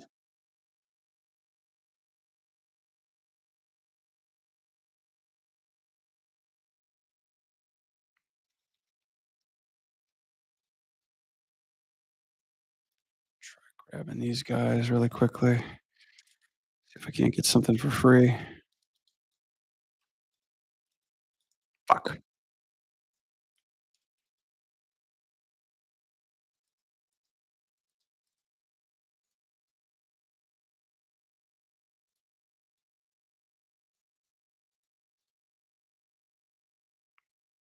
What is this? The okay, this is the original one. Let me put that really quickly. Let me see. Key,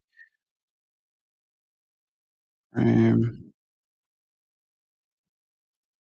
and this at 11.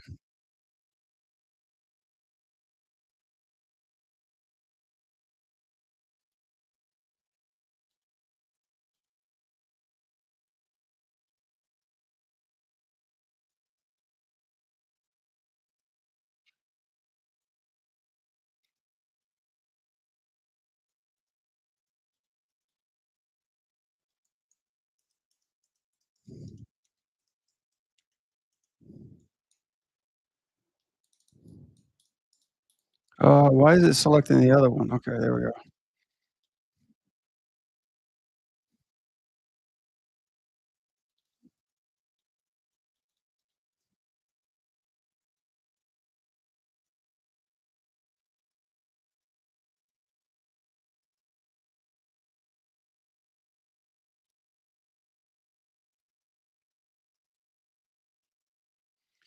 I remember Animate was saying something that they had a Tween machine. Like, I would love a fucking Tween. There's probably a dude, Blender probably has a Tween machine. I just haven't. I'm just too lazy to figure out how to use it. Animate was telling me something that there was a Tween machine in here. Probably already hotkeyed over it. It's alright. We're animating like cavemen right now. Ah!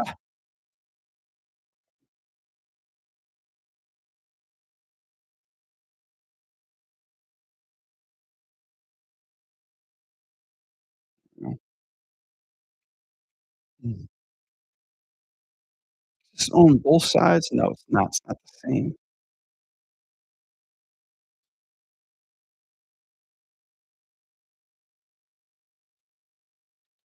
Excuse me. There we go. Now it's the same.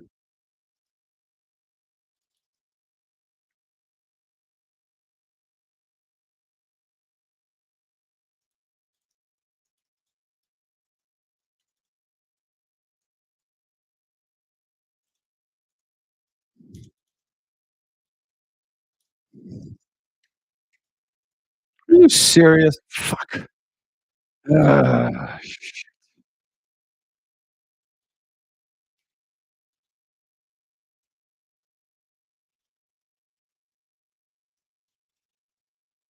Okay, delete that. Haven't quite mastered the art of time framing on Blender quite yet.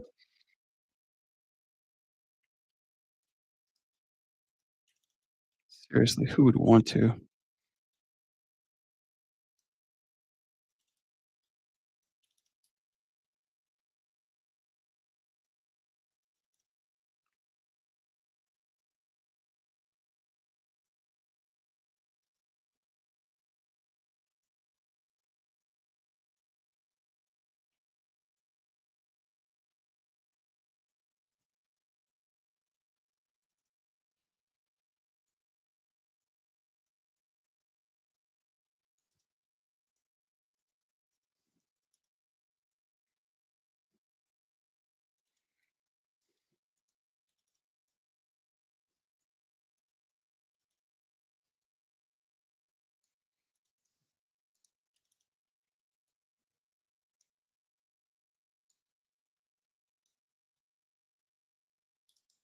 Damn it, the same thing happened again.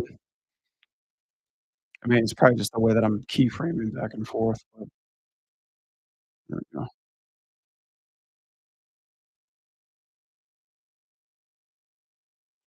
go. Hookah! I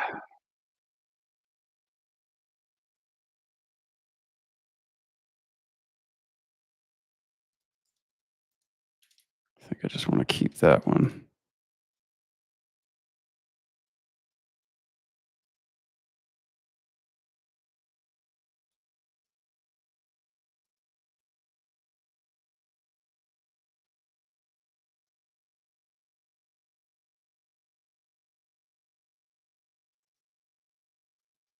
Push that a little bit more. This one's gonna be pushed.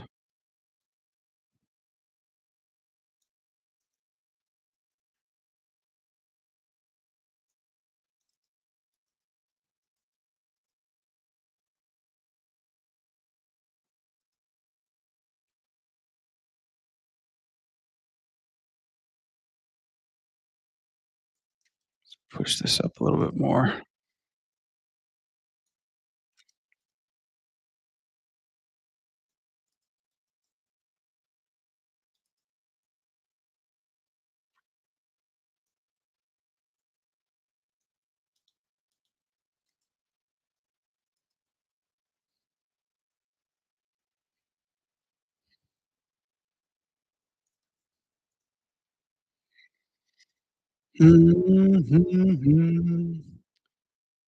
Yes, down. Feels okay. Let's see if we can scale this fist though. Ugh.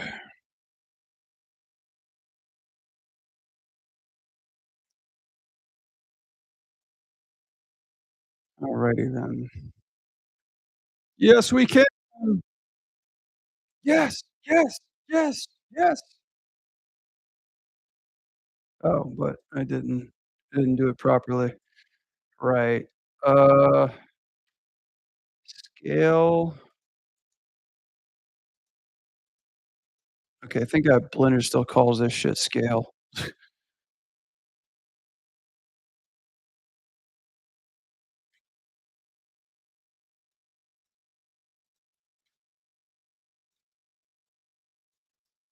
Okay, what am I actually grabbing here?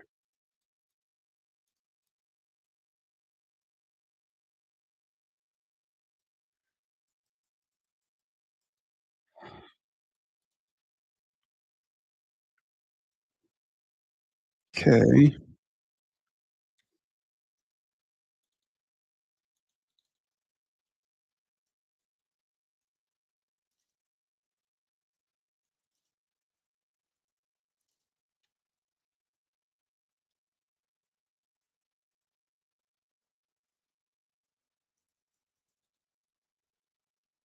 there we go. Let's have a look-see.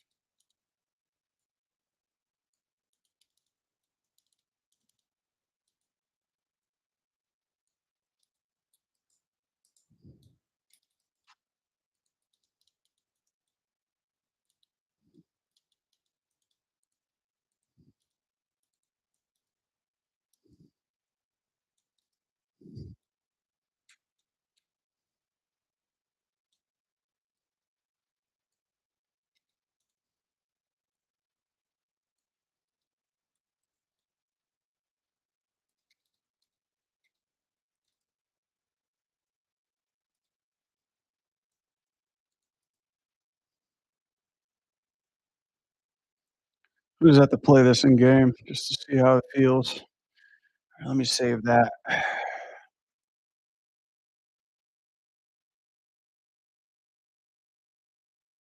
Right. Let me try one more thing.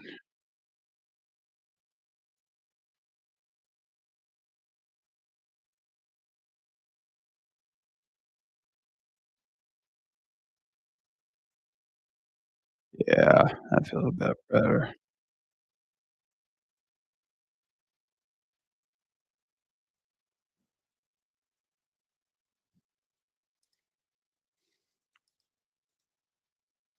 Cool. Alright. How did he say he wanted me to export this in? Let me double check this. Doo doo doo doo doo. Doo doo doo doo doo.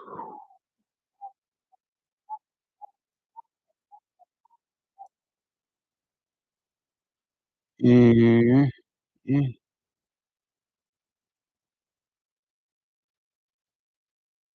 Facing R from the just have him face red X marker, so this way.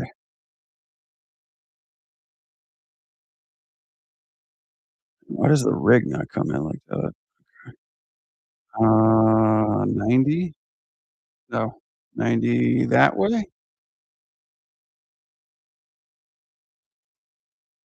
Ah! Oop,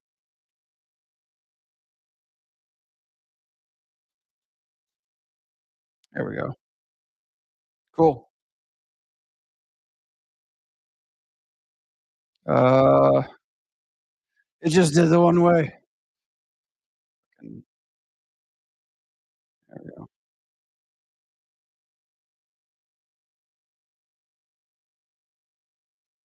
Okay, I think that'll be fine.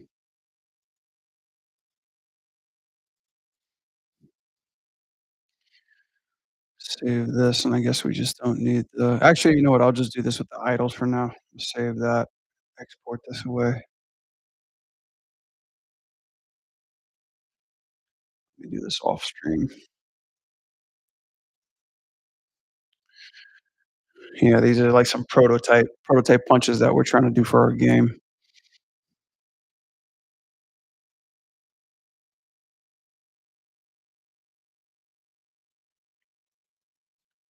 And punch A.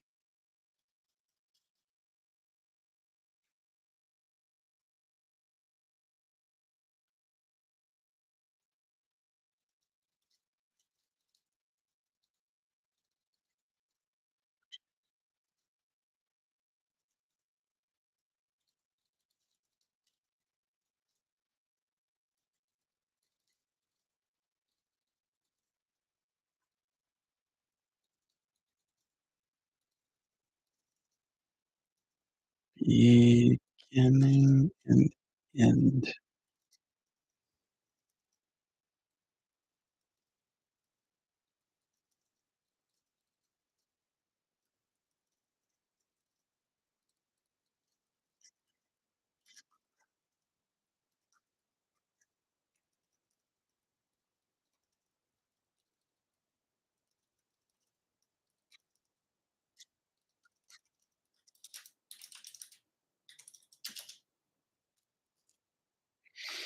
Let me take a really a quickie. Let's see. That didn't sound good at all. God, I hate that I hate that fist too.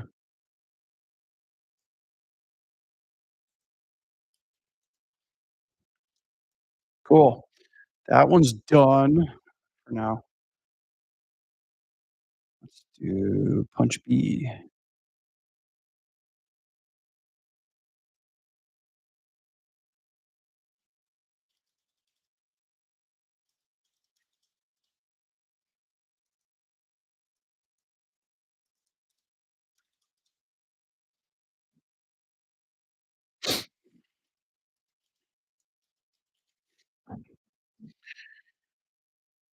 Ah. Oh, yeah, let me pick up these books too since everybody seems to have gotten them.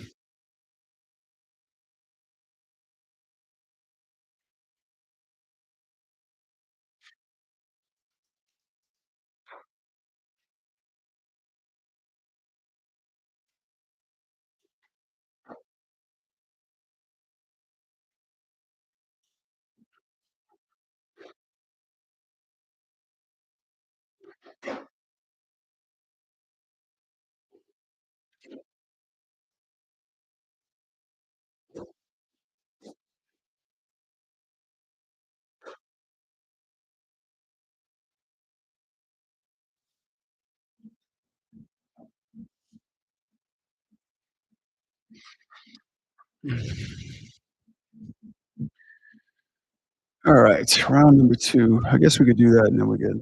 Then I gotta tighten up another animation that I'm working on.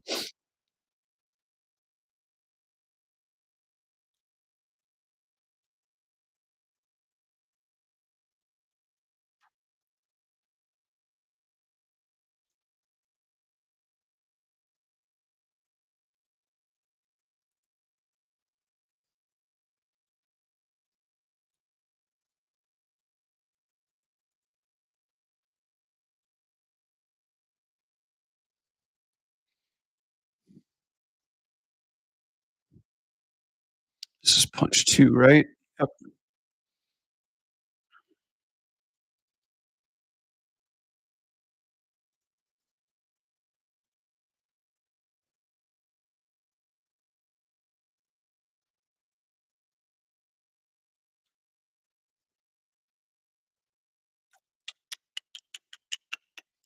Locale. Oh god, I'm hungry.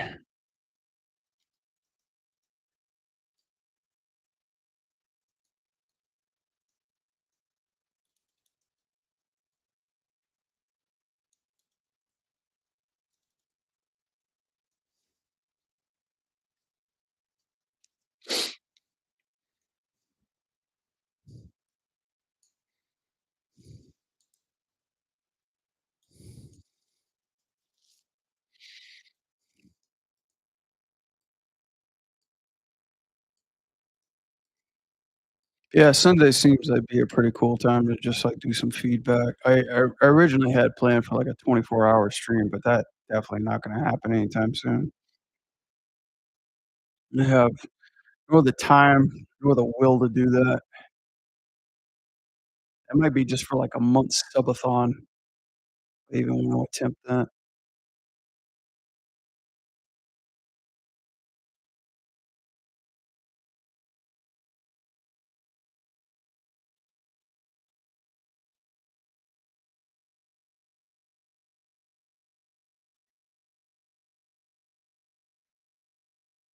Anybody here ever started animating with Blender first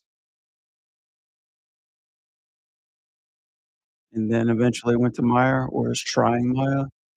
Or are we all Maya users here?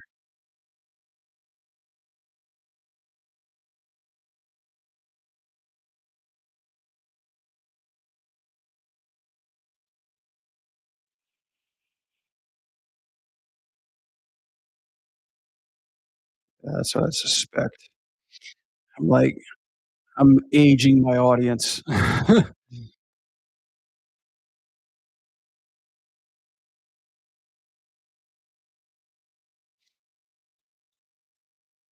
Oh, what up, Miguel? I didn't even know you were here, buddy. How you doing?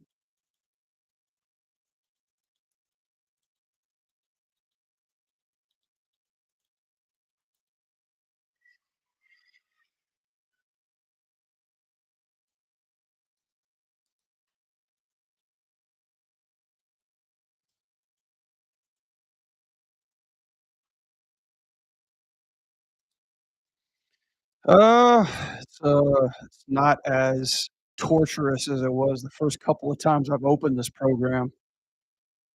I think I kinda got a flow happening here, but, so far, okay. Not spending 3 hours just to make one fucking pose. I mean, much of it's got to do with this rig that's just a basic free rig that I got online. Like, it has no, like, IK spine, has no world space switchers in the arm, so just kinda stuck with what the rig's giving me.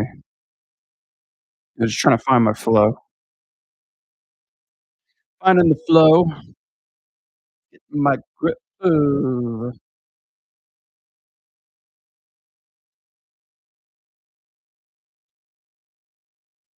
simple artist shit, all the pains that come with it.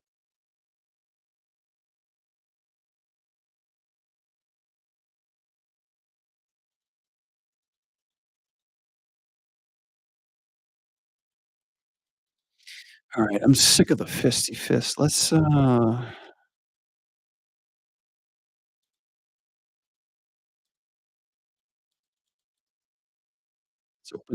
his hand.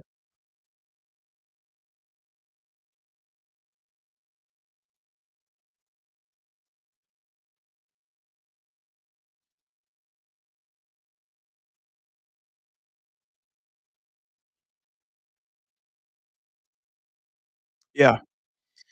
Yes, I do use Unreal. I'm using Unreal for our game prototype. Matter of fact, like, all this shit that I'm animating in Blender, that's the first time my chair gave way like that. Yeah, all these animations are going in Unreal. Mhm. But not by me at the moment. I'm just providing some animations. Yeah, Unreal, we use that at NetherRealm. I try to fuck around in it a bit when I can, but I'm more of a Godot user at the moment because Godot handles pixel art very well. Unreal does, but you have to, like, get so many applications in order for it to run correctly. Like, building it like, just, like, seriously, building a game from scratch in Unreal is pretty complicated versus, like, programming some code in Godot is a little bit more simpler, I like to think. But yeah, for, like, uh yeah, like, just, like, but for, like, motion builder, stuff that we do in NetherRealm, and then, classes that I teach, I just pretty much just keep it in Unreal. I mean, Unreal is, like, an insanely, sophisticated yet very powerful software, and the fact that it's free is just, like, there's no excuses, but it's just very dense, you know?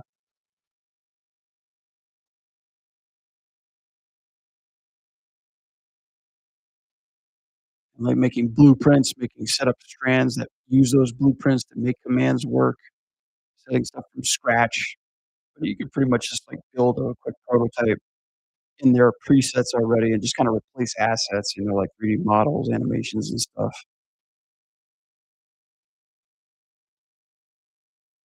Whew. Uh, yeah, it's like there's no one shoe size fits all, and if you look at Unreal tutorials anywhere online, you're pretty much, like, looking at Unreal for beginners, 40 minutes, you know? Unreal, teaching just C++, 50 minutes, Unreal, let's set up a quick game, 2 hours, So, it's basically like, if you're just starting off with, like, learning simple. Yeah, yeah, you're definitely gonna be sitting on your ass, like, binge streaming through a whole tutorial, but I guess my best thing is this: open the software, play around with it. You're gonna fuck everything up, but that's fine. Ask yourself, "What do I wanna do?" Like, "I want to make this character jump on top of this," and just teach yourself how to do that. Like, "Okay, what does it take to do that?" Like, "Okay, how do I speed this character up?" "Okay, that's how you do it." "How do I give this character a double jump?" "Okay, that's cool." It's like, learn to do it learn to do it when you're just trying to troubleshoot your way through stuff. And just slowly, piece by piece, look into it because I feel if you're like, but this is how I am, 'cause I speak for myself. If somebody's gonna teach you how to do something and you just replicate it, I'm gonna forget it. But if I try to do it myself and I literally, like, crash through, like, teach myself how to do it without somebody telling me, like, "Oh, this is how you do it." If you discover it, you kinda you learn like, you remember it better, in my opinion. So just take your time 'cause, it's a lot of shit. But like this, like, try to keep up with it.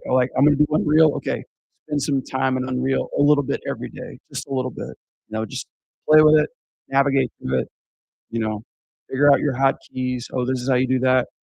You don't need to spend all day in it 'cause if you're like me, I'm in something too long that I don't know, I just crash and burn, I wanna give up. Spend a little bit of it every day. It's like drawing. I get rusty when I don't draw. I gotta just sketch just a little bit every day, you know? Like 10 minutes, cool. 5 minutes, cool. Just do something, just do a little something, something. Yeah, I'd say that'd be my best recommendation, and a lot of people who I ask or see videos that talk about this, like, "What would you recommend?" They all say the same thing. It's like, you're not gonna get it if I just try to explain it to you like you're a golden retriever.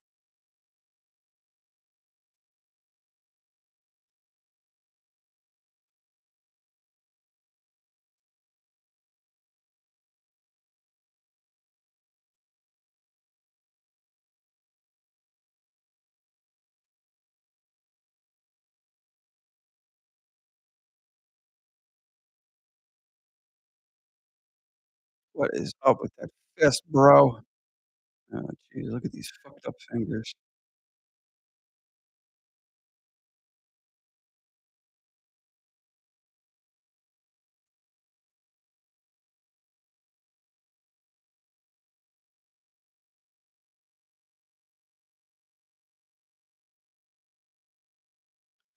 Address this a little bit.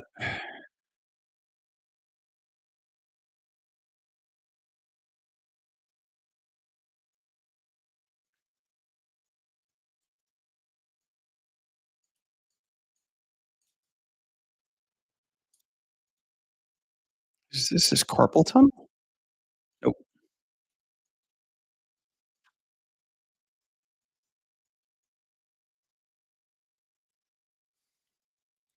D-Boy422, thank you so much for the follow, I appreciate it. Welcome to the Anim Squad. Thank you for welcome aboard. Appreciate the follow. How is Unreal in terms of adding VFX? I don't know. I have never done VFX in Unreal. I usually just use kind of like stock footage or any kind of rig stuff in Maya for VFX. I haven't touched that yet. I'm not the guy to go to. Yo, yo. What up, D-boy? Thank you so much. Welcome to the Anim Squad. Bringing it back. We're bringing it back out of the box. Yeah, VFX, I've got plenty of friends that do VFX in 3D. Um, they would definitely know way better than me. I'm trying to study VFX, but like 2D shit, because I'm freaking really enjoying it. Like when I did that 2D animation, that street fight, and just took my time doing electricity, I'm like, I see what I see. Go ahead, man. Let him know.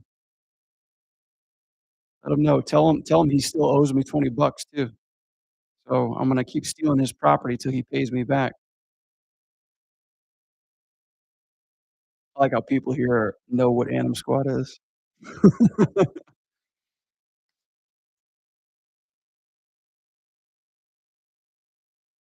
Yeah, VFX is like, I see what the rave is. I see why people like it so much. It's really fucking cool.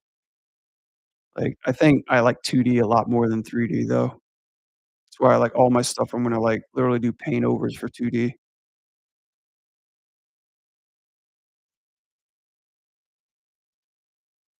God, now you got me thinking about Marlon. I haven't seen that guy in a long time. I actually hired him on our team. True story. I hired him and Daniel.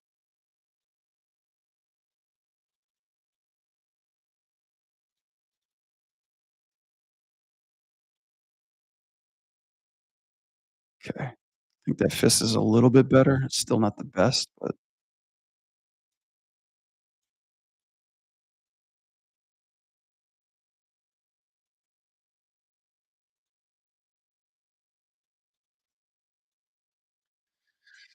that's fucking carpal tunnel. Oh, Jesus, I hate this controller. Wait, where's my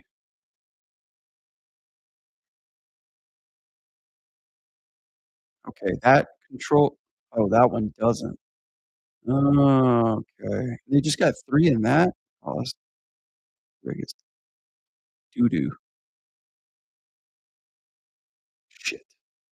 Alright, well, guess we're just stuck with this.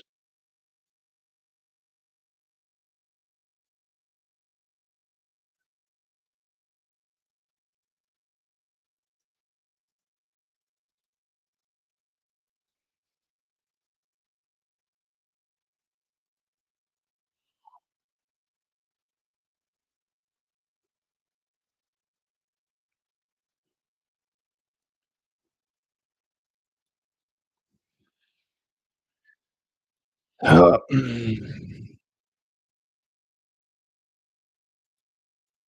I do not like green eggs and ham. Do not like them salmon ham. Look at that. So, like, it affects everything, yep. What happens if I just keep it there? Why?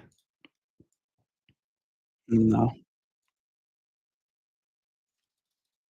Oh, I see. Damn, this thing bends at the top of the wrist? No, thank you.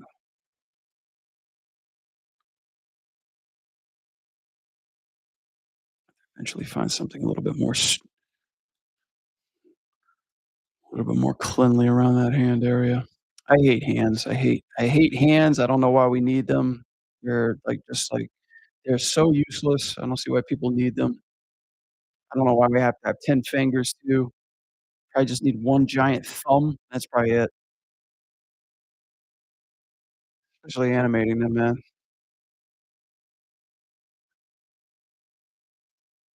Drawing them is a pain in the ass too, man.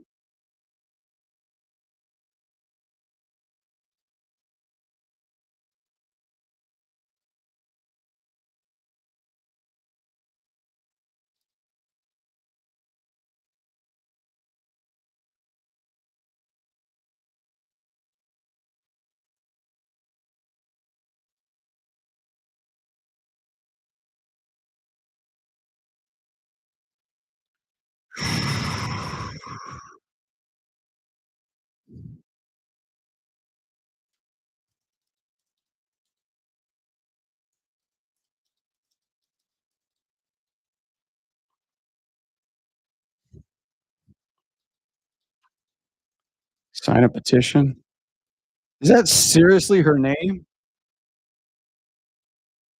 Isn't there a water around with the same fucking name? How did she get off with that?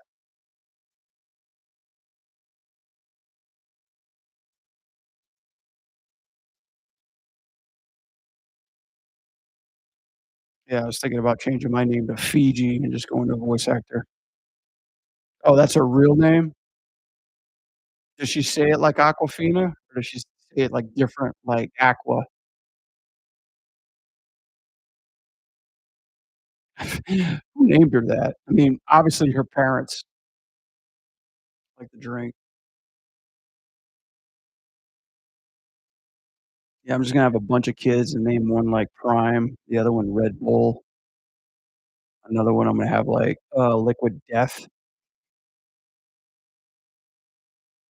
I'm pretty sure they get famous off that name, or at least get some attention. I want my kids to have a lot of attention. I think that's a good way to go.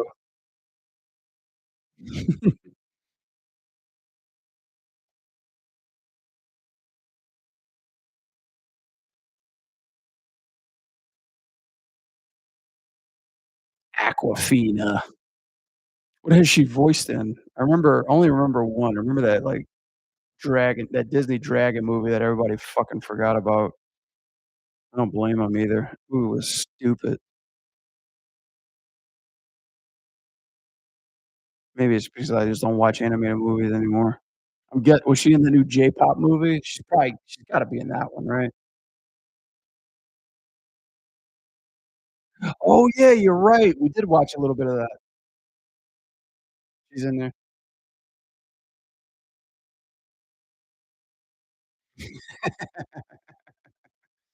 Arrowhead. That's a good one. Sounds like a Native American name, literally. Arrowhead. Go get Blue Bear. Yeah. Your mother, Tiger Lily.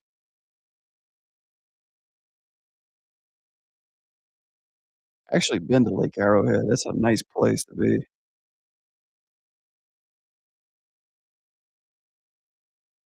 Shit, where the fuck am I going? Okay.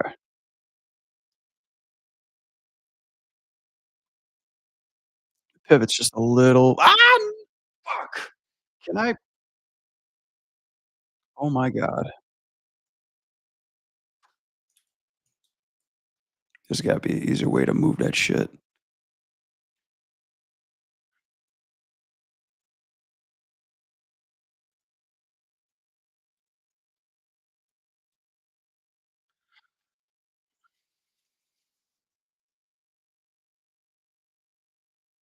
What? Oh, the new one. Shit.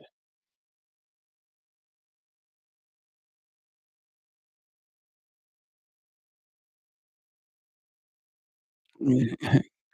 Girls gotta eat somehow, right? I mean, is she known for just being a voice actor, or does she do anything else? 'Cause if she's like a voice actor, I could see that being the case. So, like, what is she, like an artist or something? I don't know any of these people.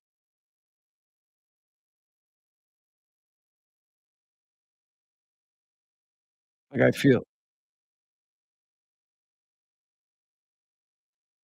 I don't know anything about I'm seriously, I don't keep up with movies or actors anymore.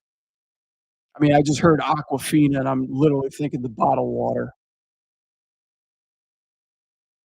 Oh, I don't watch either movies with John Cena or The Rock. Alright, I take it back. I watched Peacemaker, but that's about it.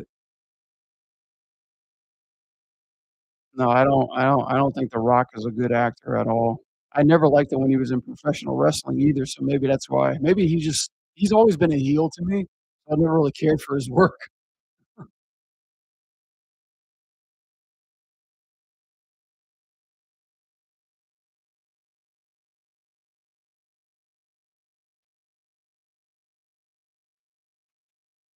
Probably gonna lose a bunch of subscribers now. You said, "What?" Yeah, you heard me. I'm not smelling what The Rock is cooking, sorry, not here.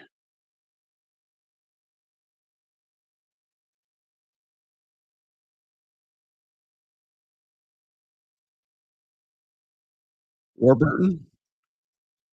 That is kinda true, I never thought about that. I mean, it's just the same way as Sam Neill always plays cowboy characters, like, he's hard stuck in that shit.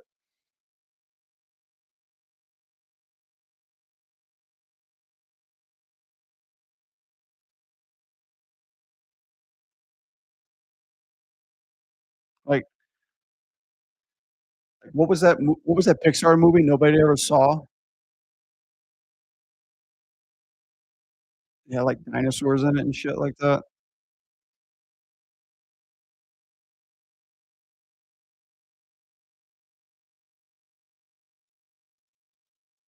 He played a dinosaur who was a farmer.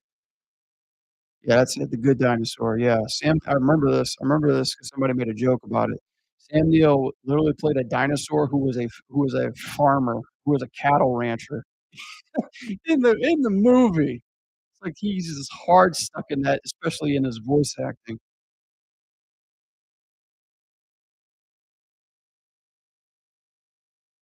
But, there's only so many grizzled actors in the world, I guess. I mean, it's the same thing as, like, what's his name? Like, when you get a little person actor, Peter Dinklage, it's the same thing. Peter Dinklage is, like, the only little actor in the world. Can't think of anybody else.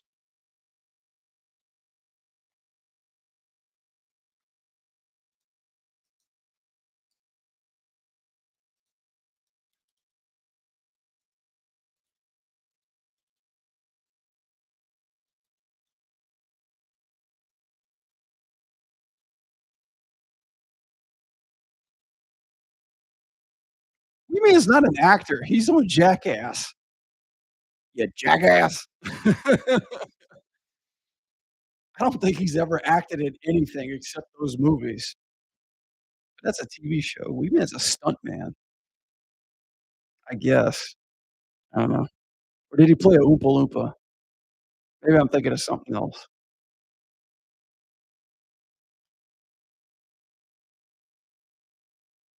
Okay, well, that's fucked up. That's definitely fucked up.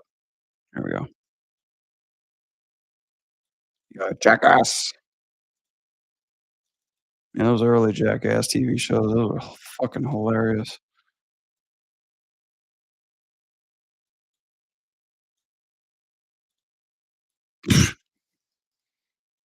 I mean, Seriously though, like, can you actually officially be called an actor if you just play yourself in a movie?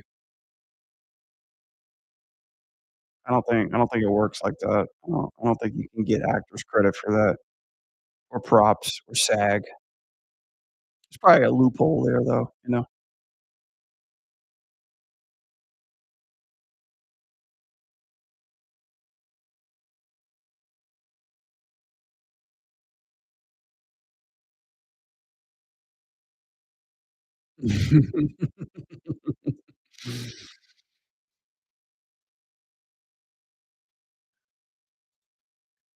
I'm curious, like, every time I see Steven Seagal, he wears, like, 12 layers of clothes.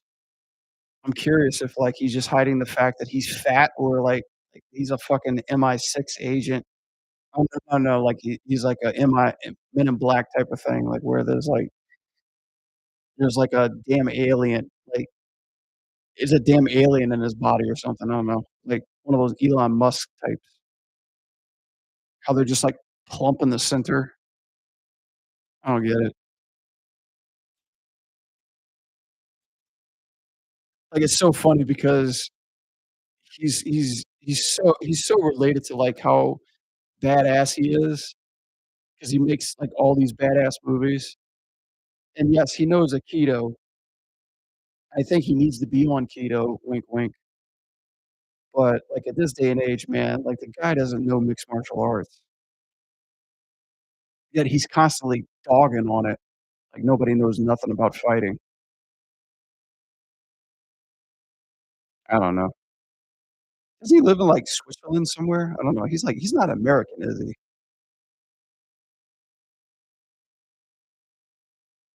Or is he American? He just decided to live somewhere else like Andrew Tate.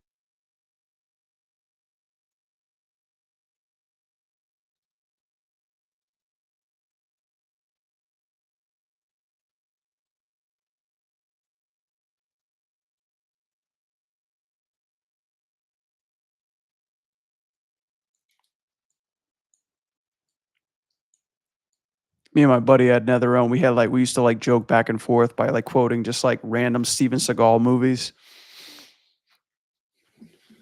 We would just be like, "That seems like a hard time, you know, to get back in the game." You'd be like, "I think this is a final tractor." I don't know, it's just some stupid shit. Be like, that" he goes, "That seems like a hard nail to swallow.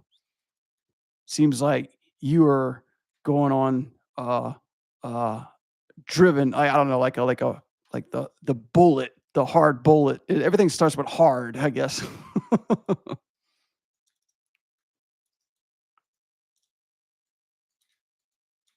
Ah, music stop.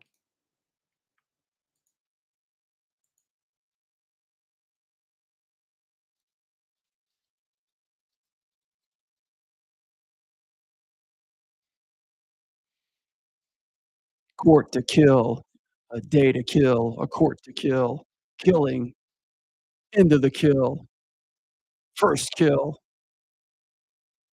So you just, like, read off his filmography. I don't know. He used to make good movies,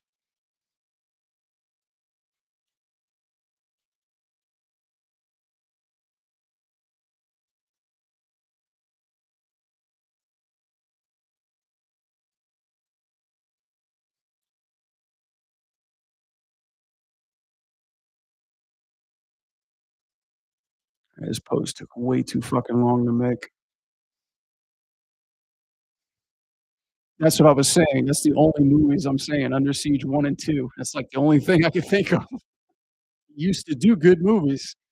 Used to by meaning just that one movie or 2. I liked Under Siege too. Wait, wasn't he in a he was in another movie that he didn't play the main guy, but he was kind of like a backup actor? It was on that plane that got hijacked, and he dies, like, within spoilers, he dies within, like, the first 10 minutes of his introduction. Forgot about that it was a good movie, though.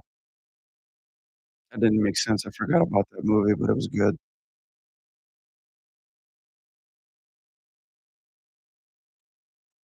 John Leguizamo was in it. He was, like, a badass in that film.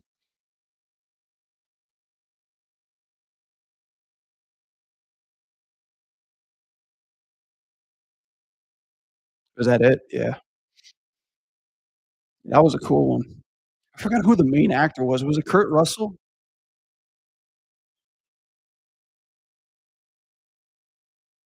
I forget. Mm. Kurt Russell's a fine actor.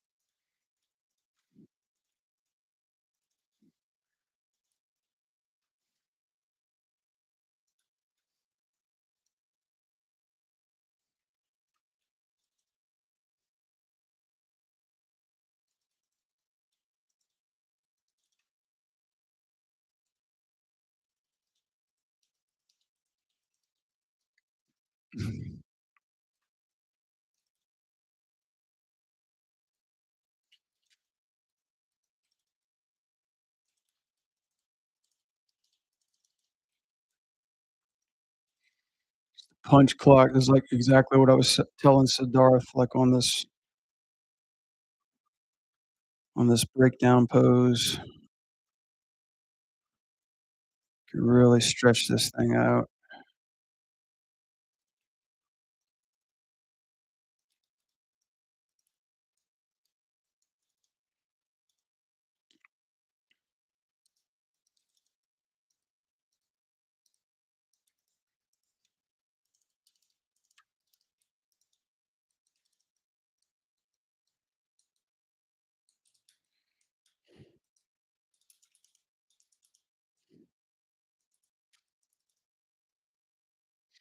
It's cool, at least the FKs are, like, already in gimbal lock. We're locked on the gimbal axes. Something you really can't do in Maya, at least I don't think.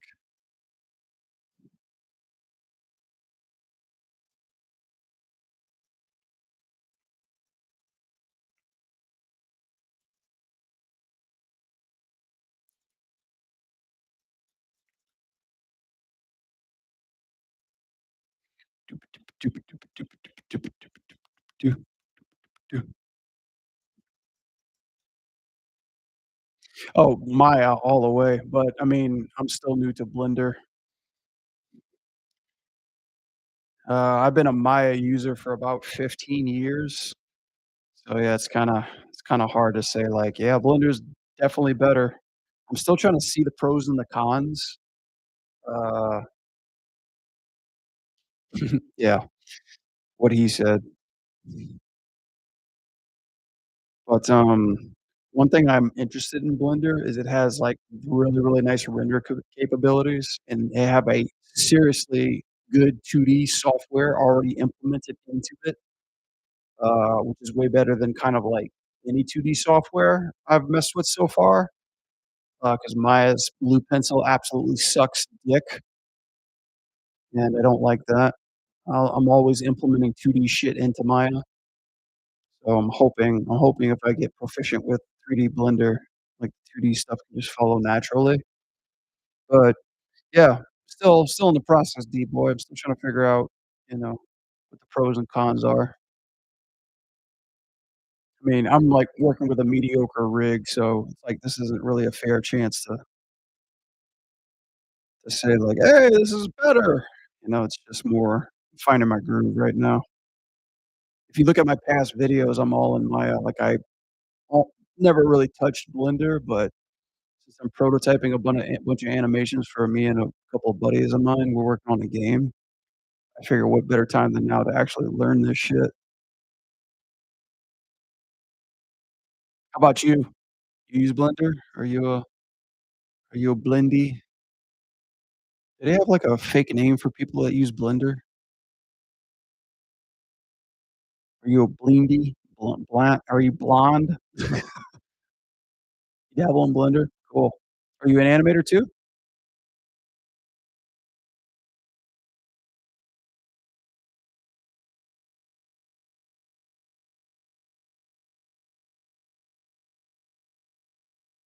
He's like, "I'm the CEO." As a hobby? Okay, right on. Yeah, I try to tell everybody, like, if I get stuck or whatever, like, if you guys know something, please don't feel free to correct me. Like, I have a couple of Blender users that come in the chat every now and then. They give me, like, tips and hotkeys and shit, so there's, like, an easier way to do stuff. Yeah, feel free to let me know. I'm gonna grab everything right here. Uh, and I just lost my graph editor. That's another thing too, like, finding how to graph edit this stuff. Graph editor. The panel pulling is a little tricky.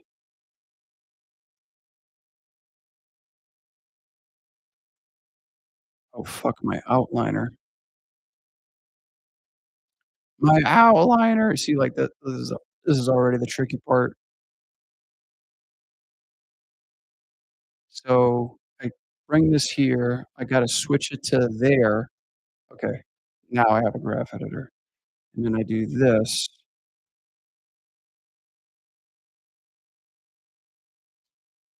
God, these panels are such a pain in the ass. Okay, that, and then turn this into my outliner. Okay,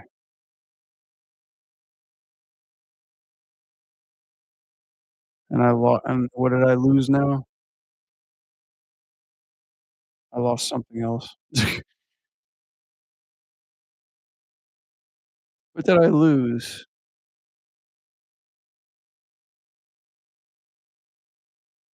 Yeah, what is this called? My properties. I lost that. Oh, this is my properties. Never mind. I'm dumb. What's the other thing that I'm missing? It was just properties and outline? Okay, yeah, yeah, yeah. Yeah, the panel navigation is a little bit more confusing to me coming from Maya. Maya, you're able to, like, custom make your own layouts. You can in Blender, but you're only limited to 1, or at least as far as I know, a preset. Grab all this. Constant.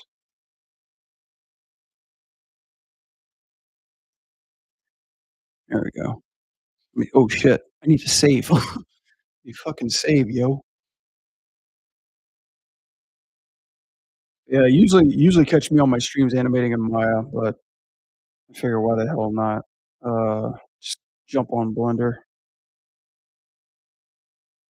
I think it's like the last big, the last big software that's kind of like what everybody's working on nowadays. Like, I see a lot more Blender users in the studios, so they're picking them up little by little.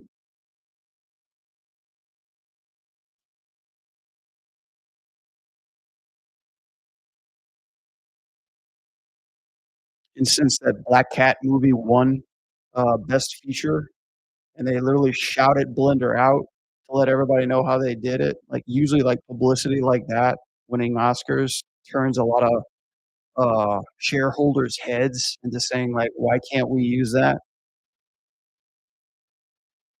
Well, where's my fucking Blender movie, you know? But good luck with that. Good luck with, like, restructuring your entire pipe with this fucking software.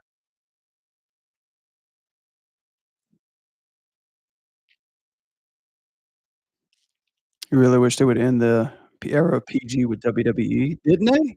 Isn't it on Netflix?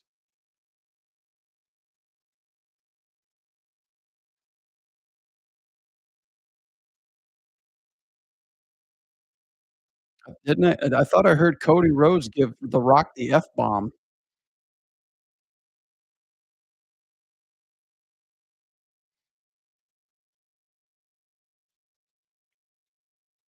Or did they go back to the PG bullshit? I don't know, I don't even keep up with that shit either. Let's see.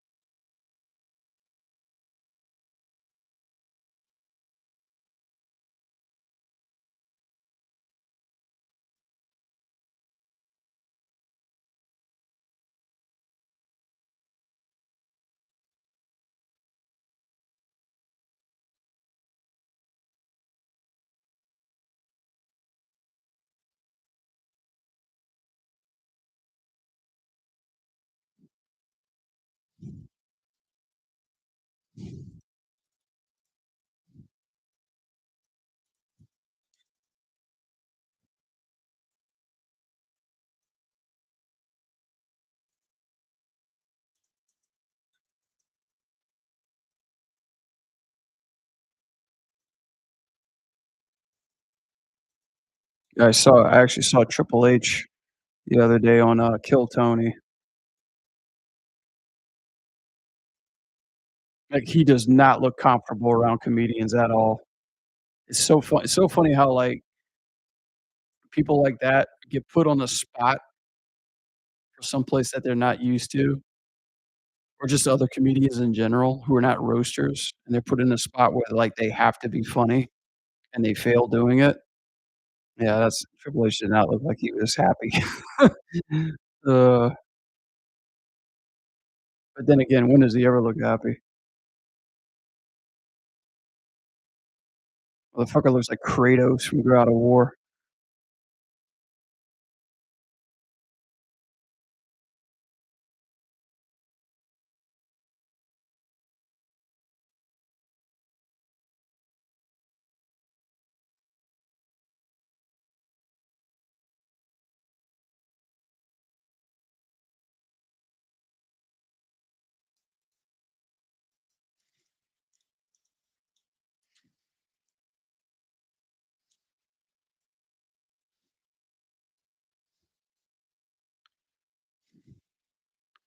Is it your shin or is it your spine? You think you'd grow a lot faster if you just broke your spine?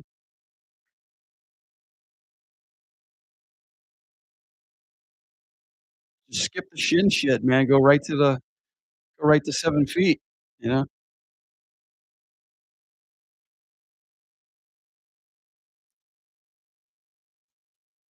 Mhm.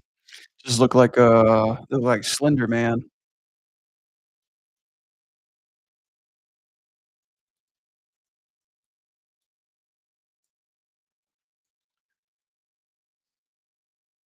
LeBron.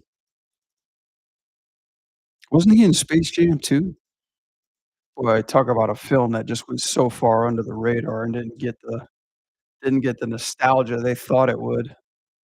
But they banked hard on that movie. I had so many friends that worked on that film, and I was like, "Oh, you lucky," and then as soon as it came out, it just, like, tanked, I didn't feel so, I didn't feel so bad anymore.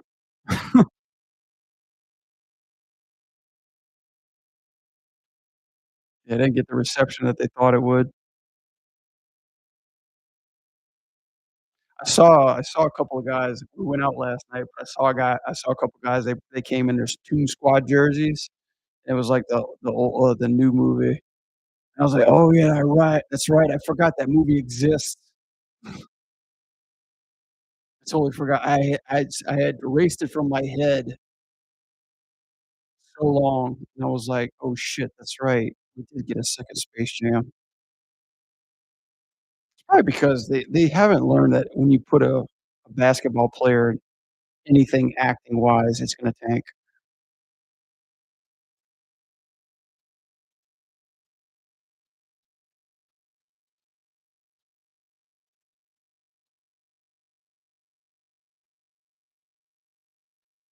Dennis Rodman's hilarious.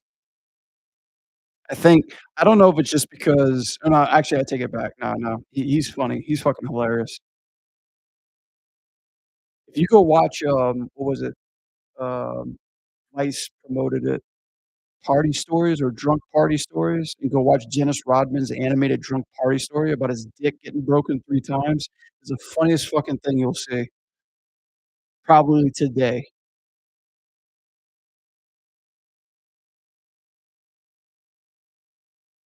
Like, every time he talks, it sounds like he's, like, drowning. He's like, I just like, I talked to a girl the other day, and then she was like, "Oh, baby, I just wanna talk to you today. Oh, yeah, just hey, baby, come over here." Like, bro, just, like, listening to him talk is hilarious.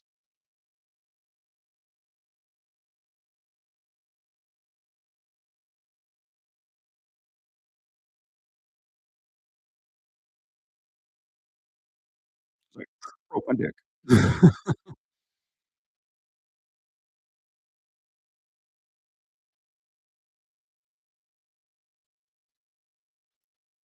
Right, I've been way too long on this punch.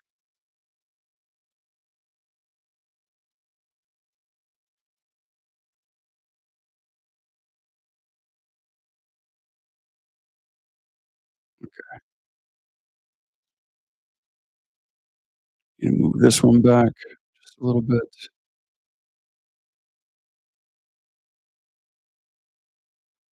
I'm gonna go play some Hollow Knight.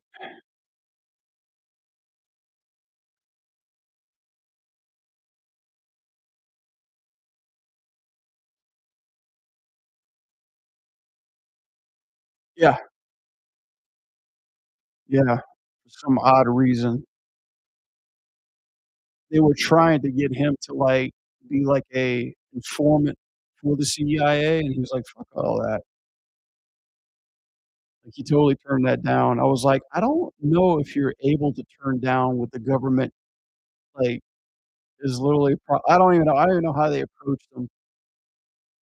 Like, I would think with a job description that serious, I don't think you have the ability to turn that shit down if it's like a government affair. But yeah, somehow he's just friends with him. I don't know what Kim Jong is into, but knowing Dennis Rodman, he's probably pretty fucking out there. Of all the other people he could pick to be his buddy.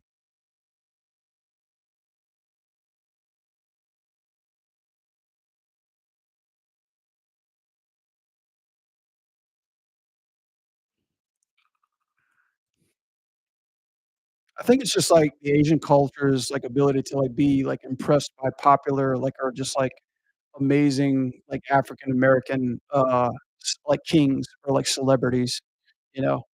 'Cause, like, Rampage Jackson is big over there, Dennis Rodman's big over there, Mike Tyson's huge over there. They love champions over there.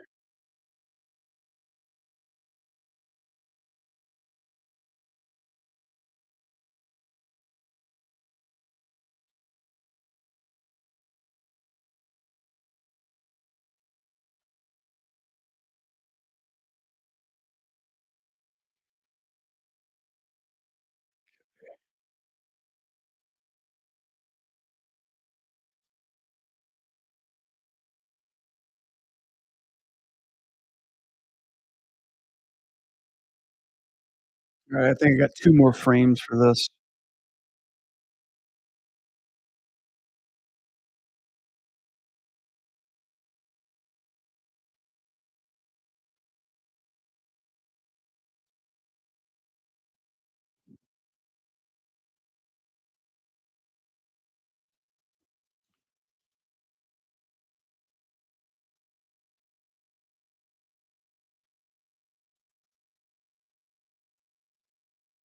Just another thing too, like, the way you rotate this, you gotta go up and down on the axes line, like, what the hell? There's gotta be a way to disable that.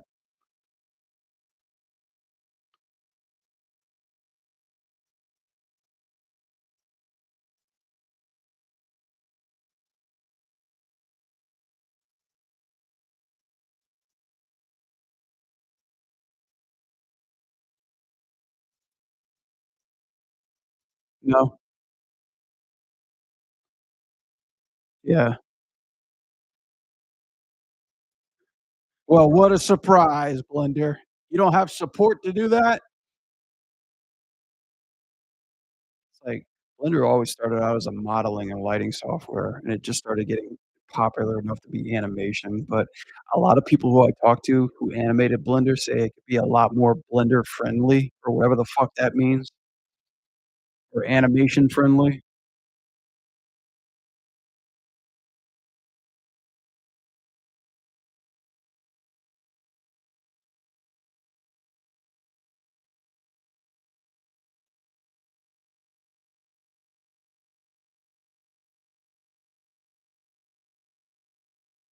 Oh god, please don't mention 3ds Max. Hasn't that died yet? Oh, no, it's Autodesk. Of course it hasn't died. It's just gone the way of the dodo.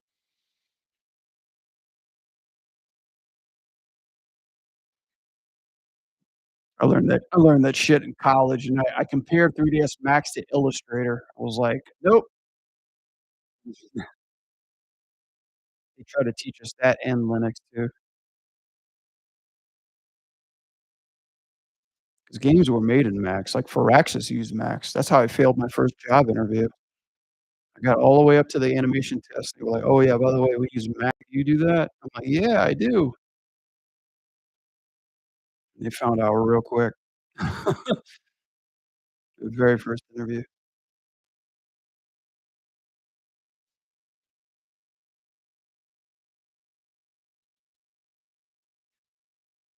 Yeah, it was okay. I mean, they worked on a little game called XCOM. It was pretty popular, but there was no way. Love Max will not animate it in at all. Yeah. I mean, no, I've got like a very, very it's kinda like a bad relationship, with Max. It was fun the first night. It's like a nice one night stand, but after that, I was like, "Nah, stop calling me bitch."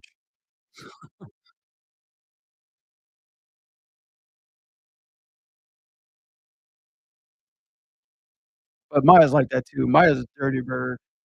She's got plenty of problems. But then again, what software doesn't have problems?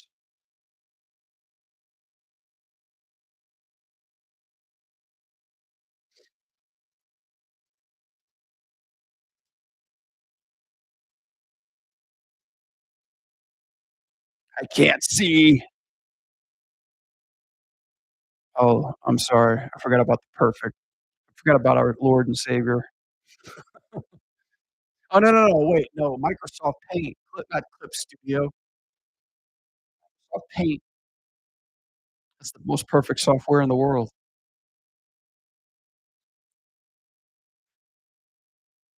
Somebody said Mario Paint. Yeah, Mario Paint's pretty rad.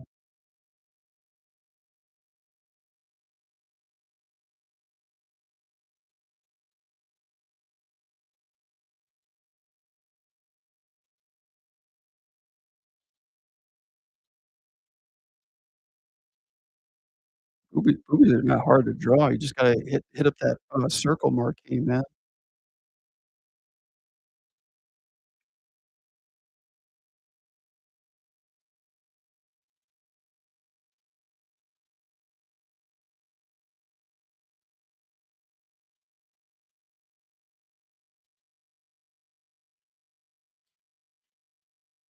No! Damn it,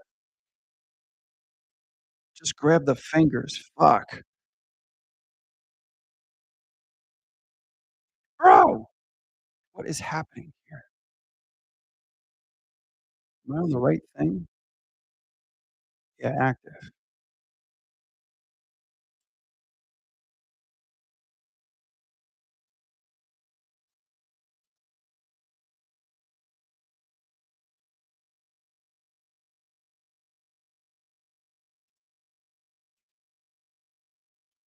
Okay, how is this happening? Select just fingers, please. Oh, something's something else is selecting on the core. Copy, paste. Okay.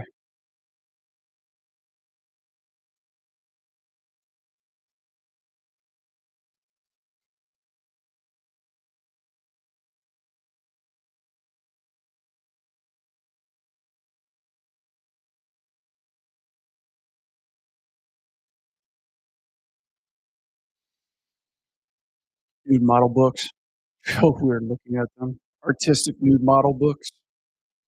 I remember when I went to college, man, like, people would sign up just because there was, like, life drawing classes, like, they'd never seen a fucking real naked person before. It was so I thought it was kinda hilarious. Like, the guy who was, like, doing the orientation or whatever like that, like, he would go around and be like, "And this is where we do our live model rooms, and yeah, they're fully nude." Everybody's like, "Whoa, I can't wait to sign up." Thinking you're gonna see, like, some hot, sexy chick in there. Exactly. Well, no, it's not fat ugly chicks, it's old fucking ugly guys, you know? It's like old saggy dudes. It's like, I didn't sign up for that shit, you know? I was like, "Where are the fake tits at?"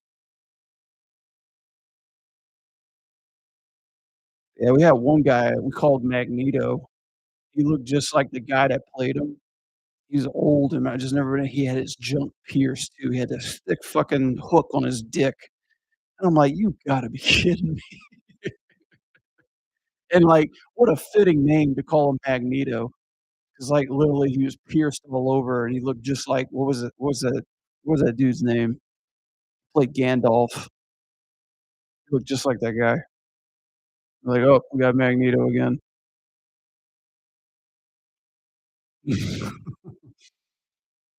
Why? Why would he do that? Like, so you know where to, like, look or some shit? Like, you built him up like a, ILM character?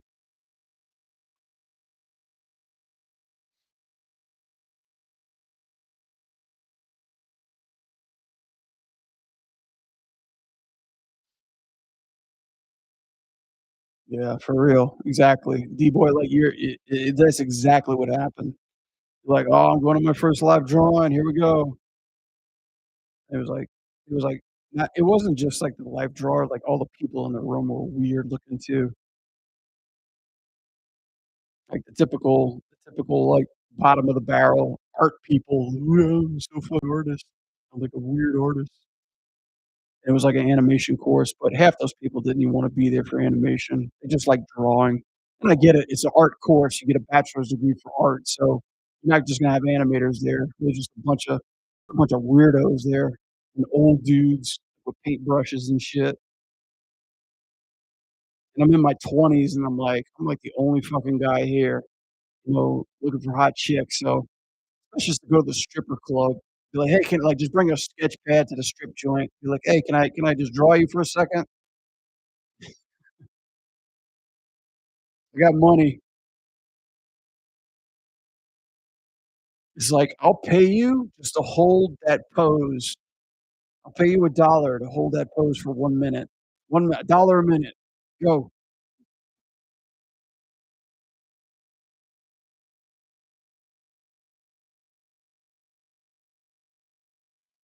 What was crazy was the internet was still around at that time, so it was like, you can just go to a website and just do, like, fucking 5 seconds of posing. I think Pinterest was around during that time, but one of my teachers just had a hard drive full of fucking poses, and she just shared it with us, so that's what I did. I used to warm up like that, just going through, like, slideshows and doing that shit. But I didn't have no digital shit, it was all sketch pads.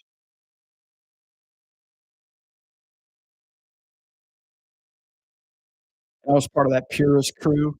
Like, I remember one person came to Life Drawing and had a tablet and a laptop. They brought a laptop and a tablet and was drawing on that, and we're all like, "Look at this fucking guy." I'm like, "Damn it, shit."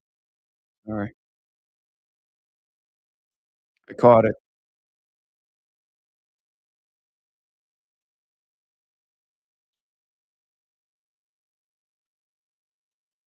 There we go.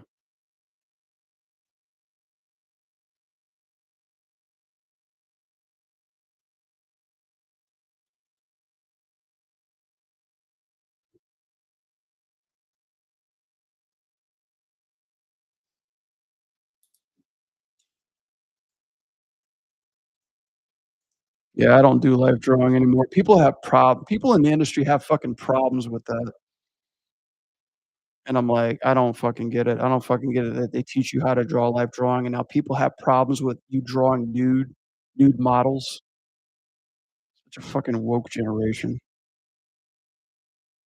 Sorry, but I had, like I've had conflict in my career with that bullshit. It's like, don't fucking teach it. Don't observe it as, like, a fucking art practice in order to get better, and then be upset if somebody draws, like, something you don't like a little bit bigger than usual. This is like free art speech. I don't know. Oh, yeah. Yeah. Yeah. Disney has a problem with it apparently, Disney and Pixar. Yeah, I had a friend, and that's all she worked at Pixar, and that's all she was doing was just live drawing, and then all of a sudden, like, one day she just had to redo her whole blog because apparently, Pixar was, like, totally against live drawing, you know? They don't want anybody, like, representing, like, drawing nude models and shit like that. I was like, "That's so fucked up." I got fucking burned for that shit like that too, you know? I did, like, an animation of a female walking, like, on like, nude and shit like that. Fucking pic knowledge, I oh, no, not no, none of that freaky shit. None of that freaky shit. I mean, yeah, I understand that. If, like, you're a Disney animator and you're drawing that shit on the side, yeah, I can kinda see where that's a problem. You're using their IP to profit somewhere else, yeah. It's kinda funny, though.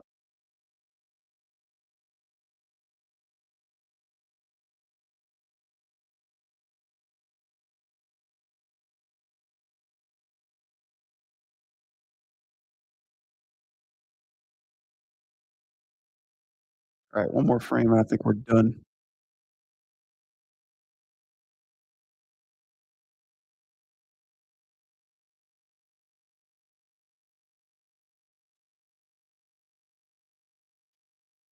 Actually, let's do this one. Keyframe, hit there we go.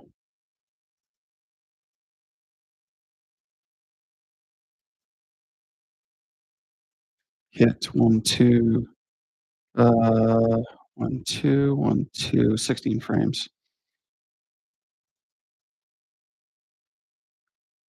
Yeah, it feels a little bit better.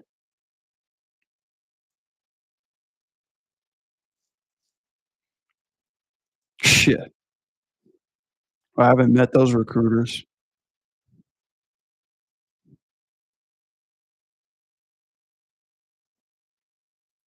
I mean, what do you do, like 2D or, like, you're applying for, like, graphic art?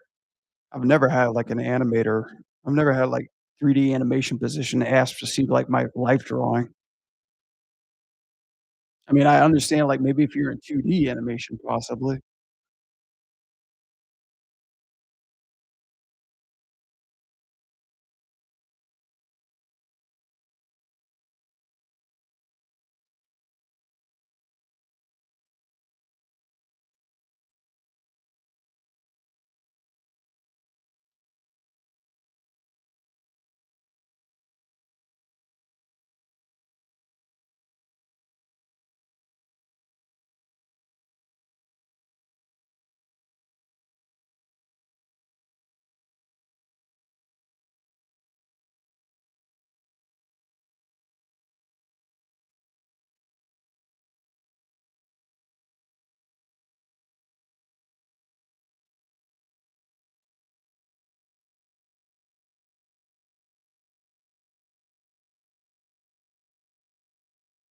Mm, yeah, if we're talking 2010, 2008, 2007, I could see people asking for it, but when I started applying around 2012, I never got asked for that shit. But then again, I had a 3D animation reel. 2018? Oh, shit. Oh, that's new. I've never heard of that before. I'll keep that in mind.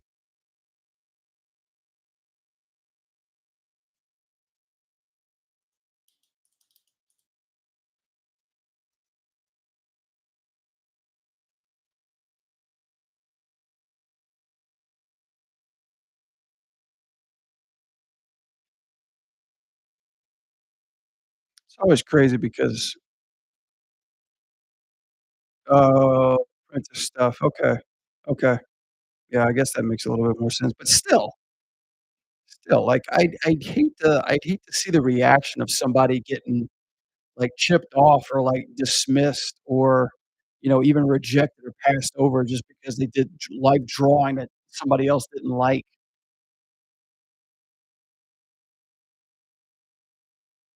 I'm like, "What the fuck is like, that got to do with anything?" It's like, shouldn't be, like, attached to anybody's, like, way of thinking about the other sex just because they did a life drawing, man. They're in a fucking studio, probably, like, with a professor, in a curriculum that's used to teach proper anatomy of the human body, you know? I don't know. Maybe I'm digging too deep into it.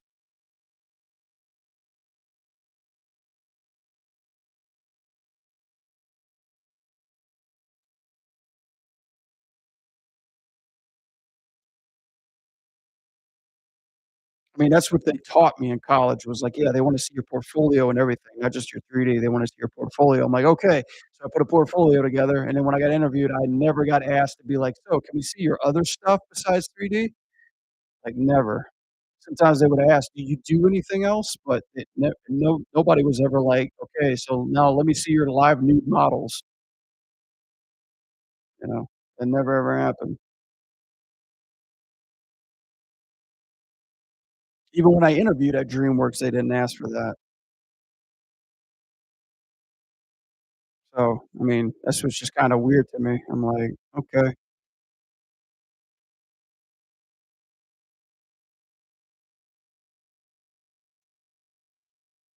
I mean, the only people that really use 2D on a DreamWorks movie or any kind of other feature is probably just, like, the head of animation or, like, the fucking, the one 2D guy that does all the drawovers. If James Baxter's there, that's all he's gonna be doing is, like, 2D animation tests and drawovers on the film just to keep everything on model.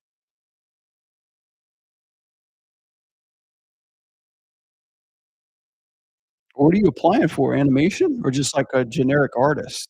Do those even exist anymore? I mean, well, I can see this. If you apply for an animation position and you don't have a lot of 3D animation on your demo reel, but yet you still get an interview, I guess they're gonna ask you that. 'Cause I remember the same thing kinda happened to me at Real Effects. My animation was there. It wasn't up to, I guess, a like a part that they were considering, but the recommendations came so high that they wanted to put me in VFX, and they asked me, did I have any experience there? The only reason I got the job is because during that time limit, it opened up. Oh, well, that makes sense then. Shit. Know the position you're hiring for, folks. Get in however you can, even if it's a janitorial position. Actually, there was a story well, I heard, I don't know the person, but I heard from my supervisor, they said one guy got into DreamWorks Animation by getting in as a janitor or a cook, and he worked his way into the animation position, so I was like, "Shit, get in how you can, man.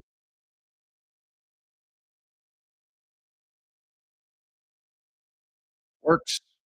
Works, it works."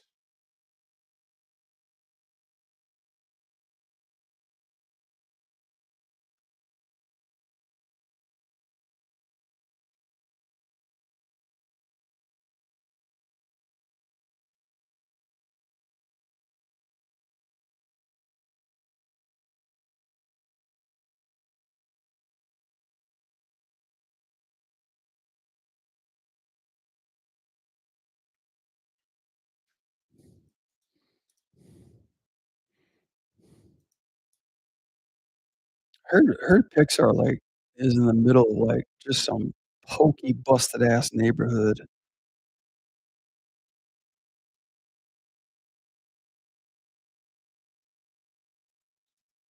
Like, I've never been to the studio. Yeah, I know it's in Emeryville, but, like, I never been around the area, like, I've never seen the studio, like, driven up to it, but, like, what they show you is how amazing the facility looks like, what they don't show you is the blocks that surround it, like, the neighborhood that surrounds it, apparently, it's, like, some really ghetto place. it's like a really ghetto place, like, I've heard stories of people, like, getting carjacked right outside of Pixar. Like, they're afraid to s they're afraid there's a bus stop and everybody's afraid to take it.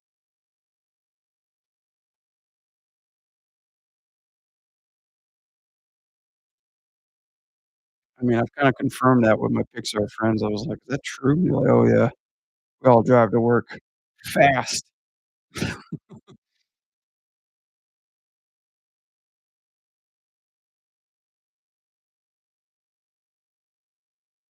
tell you what studio is in the middle of nowhere, Firaxis. Like, literally in the middle of bumfuck nowhere. Like, I thought I was going up to the Manson family house when they drove me out there. They picked me up at, like, this crazy hotel, and I drove past all this farmland. Like, I think their studio's actually remodeled from the barn because, like, all their doors in there are like those long barn doors. It's kinda cool aesthetic, but it's like, shit, good luck, like, I mean, hopefully you don't have a heart attack while you're out there because you ain't getting to the hospital anytime soon.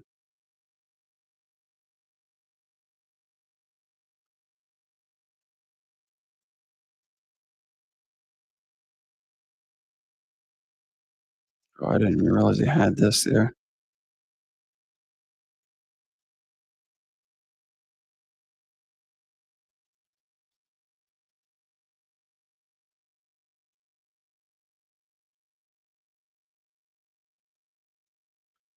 Raise this up a little bit. I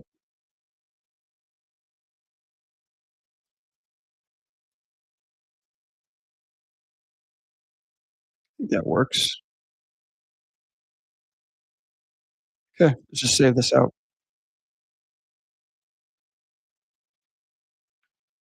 Yeah, those are fun. I did that in Louisiana. One time I was like a scare for, an attraction called the 13th Gate. It was fun. The only downside is that your voice is shot by the end of the night. Like, after, like, several hours of just screaming at people, yelling and scaring people, like, you have no voice the next day, and that was, like, a full weekend event too, so it was, like, 3 days in a row. It was fun, like, the cosmetics and the no, but one of the person I remember this clearly too, 'cause, like, when you're there, you know, you have, like, code and, like, people have, like, walkie-talkies just in case shit like that happens. But to say if anybody does get physical or assaults you, radio and security and, like, we have, like, trap doors everywhere, so, like, security can just, like, go through one of these trap doors, grab whoever it was, and then kick them out.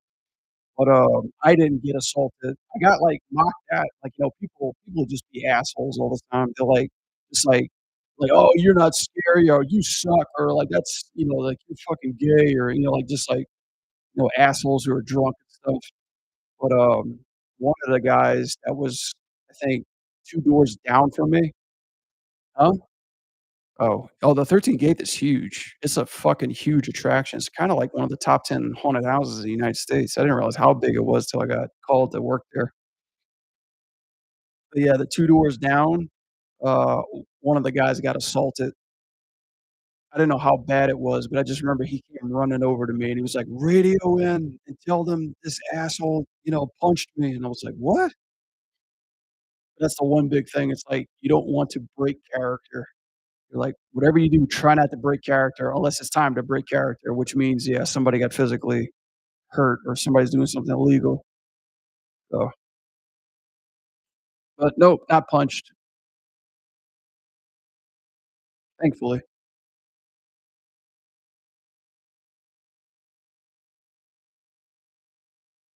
Yeah, either that or the people are just assholes. I mean, you know,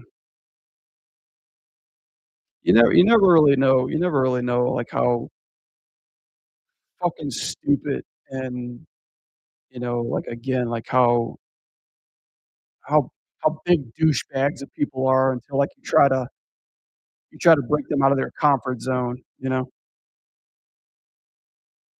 Because, like, all the girls are easy to get, all the old people are easy to get, the kids are easy to get. But it's like, when it comes to them to the jock or the adult male, like the fucking alpha male, the Chad, it's like, "I ain't scared of this shit. This shit ain't scary," you know? and they got, like, a group of friends, and they're trying to be all funny and shit, like, "Oh, this is bullshit, this is funny." One time I broke character and pissed this dude off big time, he's like, "You ain't sca" you he goes, "Bitch, you ain't scary." I looked at him and said, "And you paid for it, ah." He got all mad. He's like, "Man, fuck you." Like, it's hard not to heckle them back. I got in trouble one time, I got in trouble one time because I actually broke the set. Yeah, plenty of those.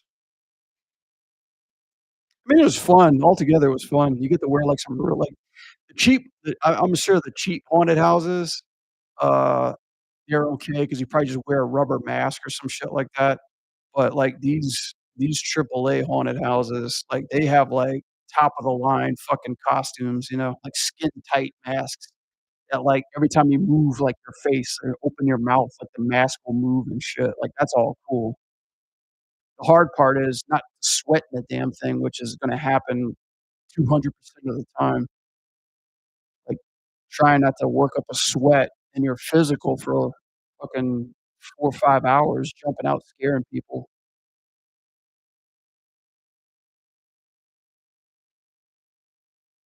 It was a fun job for, like, as short a time I was in on it. I mean, the only thing I didn't wanna play was a zombie. I hated playing a zombie.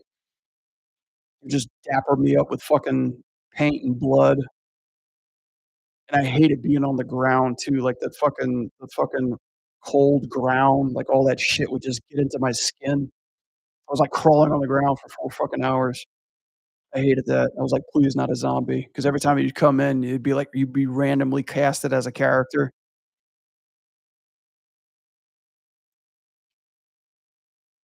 I played, so I don't know if I still got a picture of that on my Facebook. I played a shit ton of zombies. I think it was, like, zombie majority of the time. I played a fucked up hillbilly. That was really cool. I played a decapitated dude. I played a caged guy. So, like, if you guys watch, like, Texas Chainsaw Massacre, there's, like, the prison or whatever where they, like, hold, like, fucking people and they're in cages screaming for help. I was that most of the time, like, "Fucking help, ah, they're gonna kill us, they're gonna kill you, ah." And then, but I think the coolest thing that I played was, like, a swamp creature. Swamp swamp creature was, like, probably the fucking coolest thing I played. They had, like, these long ass Freddy Krueger gloves. I was camouflaged into the background. I had this skin tight Swamp Thing mask. I would just come out and be like, "Ugh," like, people would lose their shit. They were like, "Oh my god." Fucking s It was awesome. That was probably my favorite one to play. Then they had, like, the clowns. They had, like, the symbiotes. But they had a lot of people that were, like, specifically cast for one character. So every time they came in, they played the same character over and over again. And me being new, like, when you're a new person, you can't just pick anybody you want, They're like, "Oh, you're new, we gotta break you in, blah, blah, blah, you're a zombie," you know? Just like fucking tip of the mill type shit, like, either, like, somebody who's dying or, like, a fucking zombie. Zombies, they don't get much makeup. You just get, like, a raggedy ass, like, button-up shirt, and they just, like, throw blood on you, and you're like, "Alright, now go fucking act like a zombie."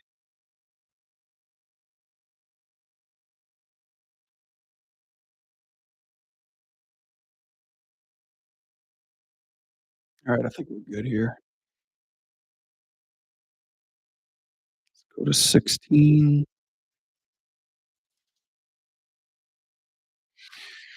Let me see if I could actually find that.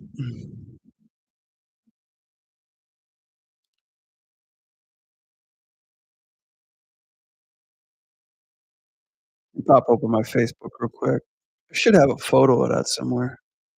This is, like, back when I had, like, an iPhone 2.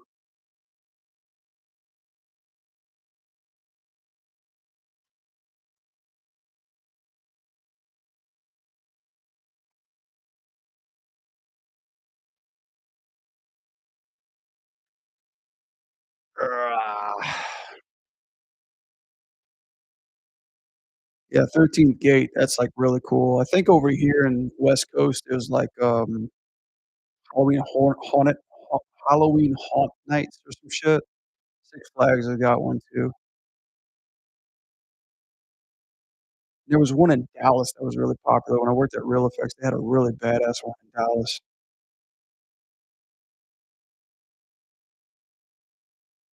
Is it? I still haven't been to Magic Mountain here. I almost went the other day. I was like, I think I'm just gonna get ripped off.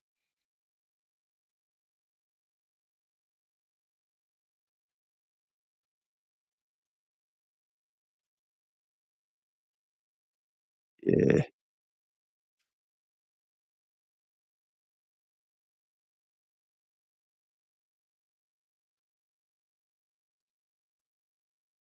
Shit, I can't find it. And I'm taking a trip back to fucking memory lane.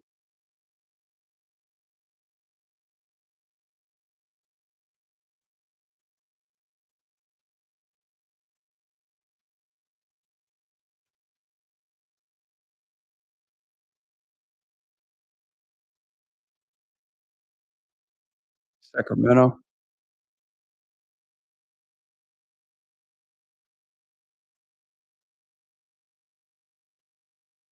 I probably got it somewhere. Oh, it's probably not on my Facebook. No, sorry, thought I had it. Which one are they doing this year? Is it Terrifier? Like, what's the theme this year? I know they have a different theme every year, which is cool. I think last year was Stranger Things. Alright, let me press this off. Yeah, we got 2 of them done.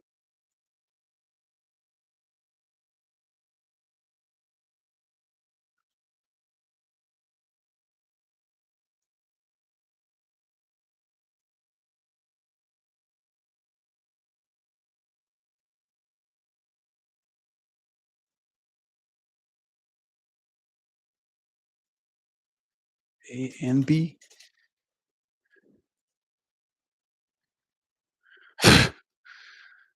That sounds very terrifying.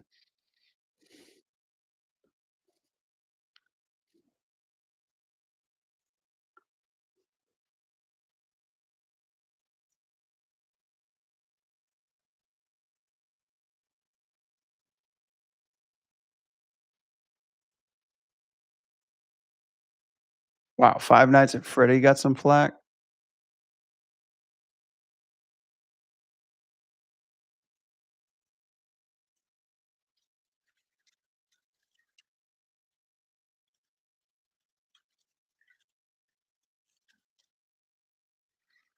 Alright. Let's see.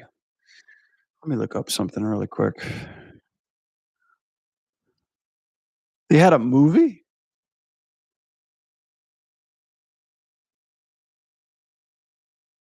Five Nights at Freddy's movie, huh? I've never even played any of their games, gonna be honest. I remember when that game j I remember when that game dropped, it was crazy. Like, all the YouTubers were playing it, and, like, some people make careers off that fucking game. Mm, didn't know it existed. I mean, well, video game adaptation movies never seem to go well, let alone horror games. I found it very funny that the Sonic movies got popular all because they redesigned it. Like, could you imagine if that first design went through, how much they wouldn't take, like, any more chances?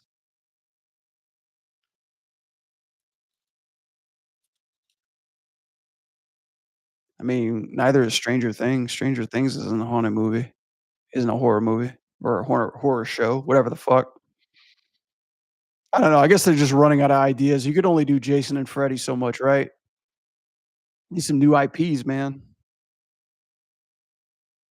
I mean, to be honest, this generation, how long has it been since we had a Jason or a Freddy movie? Like 10 years? Pushing it? When was the last Freddy movie?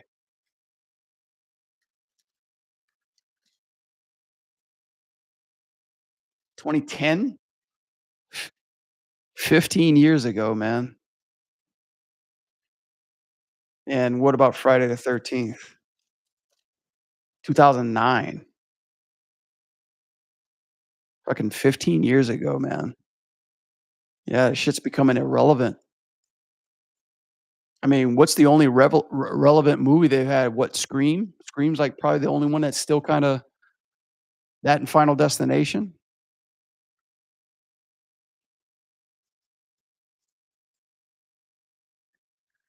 Yeah, man. Jeepers Creepers. The 2nd movie was fucking awesome, but the 3rd and the 1st movie was absolute dog shit. I see, that's another tricky movie. The Jeepers like, the sequels that were better than the first ones, way better than the first ones. Jeepers Creepers no, no, that was terrible. There was nothing that I could relate that to that was even remotely scary. Well, they only made 2, right? How many did they make? Jeepers Creep Oh my god, they made a 3rd one?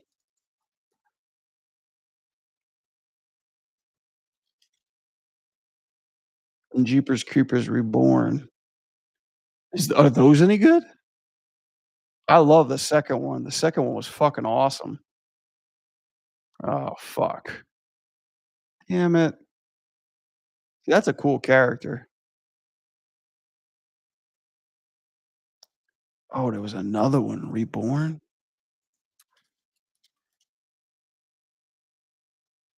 Whoa. 1 star? Holy shit. That's a shame, man. Well, they did Halloween too. They did Halloween too, right? They did, like, all those sequels. That one those did pretty good, I guess. I don't know. I don't fucking know.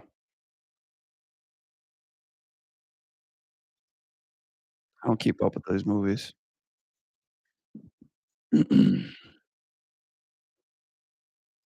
Uh,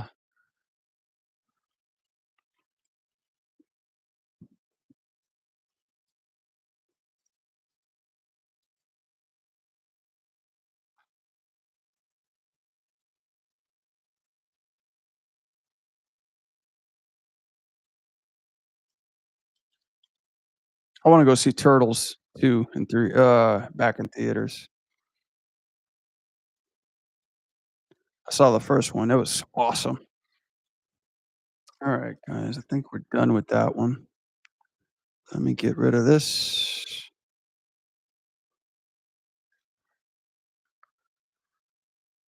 Let me open my yeah.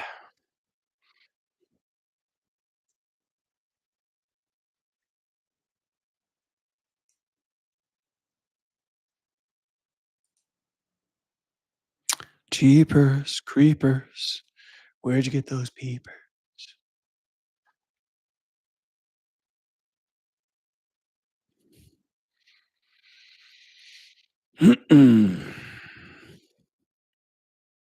Shit, when's the end of September? I gotta start setting up for October.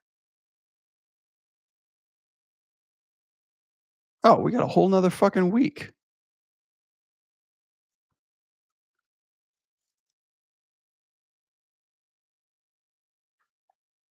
Oh, with the clown? Yeah, that's all it is. It's just a funny character that just, like, kills them in, like, very gruesome ways. It's like Saw. Saw is just torture porn.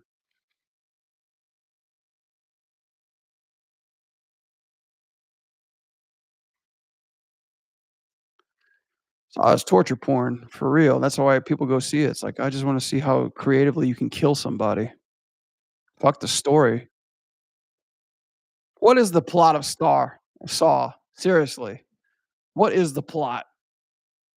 They can't find the killer? That's it? I'm willing to argue Saw does not have any plot whatsoever. They're just trying to find a killer. Who's Saw? Who's the killer, you know? It's like a fucking Scooby Doo episode, a feature length Scooby Doo episode, every sequel. Mm.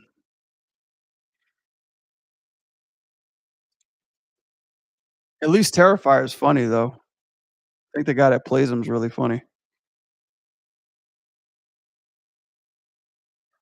It's like if you're just tongue in cheek, just go 100% tongue in cheek.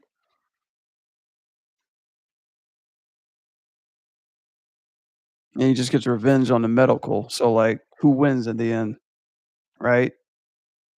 What's the point of it? Who the fuck won? Kills medical people, okay. And what? Does he get cured? No, he dies. He dies in the 3rd film. Spoilers, everybody. And then what happens? Somebody else continues killing, picks up his work and continues his what? His ideology. Like, okay, where do we go from there?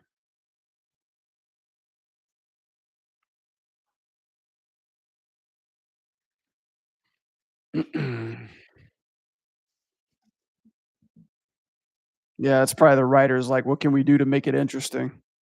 "Oh, they lied. So all his killing was for nothing."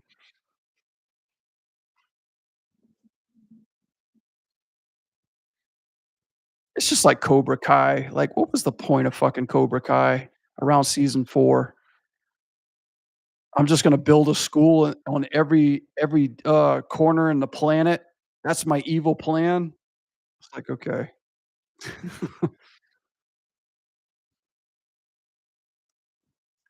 Don't get me wrong. Mm, yep, so that's the real point. It's like, don't, like, medical insurance are the real enemies. That's the whole plot. I get it.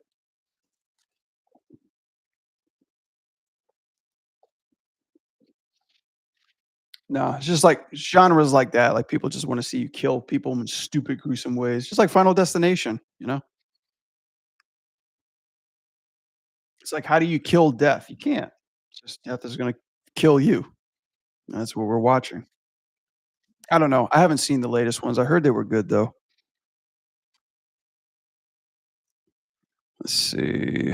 Where am I at?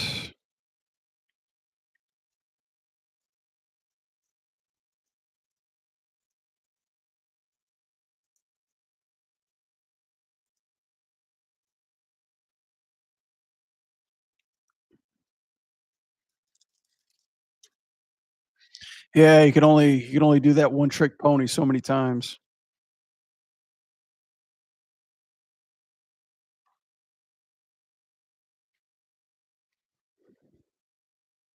What about if they actually, like, made Death a good person? What if he's like, "Man, I'm tired of fucking killing, man. Why can't we just, like, sit, like, rent Blockbuster, eat some nachos, and just have a good time?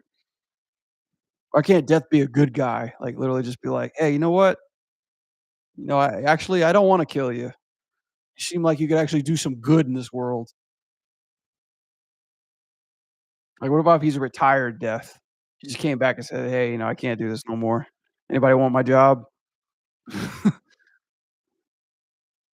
They tried to actually, Shinobi actually tried to have that plot, which I thought was hilarious.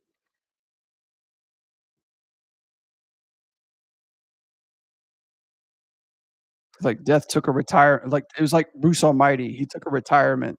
He went on vacation and he came back and he said, "Know what? I want my job back." You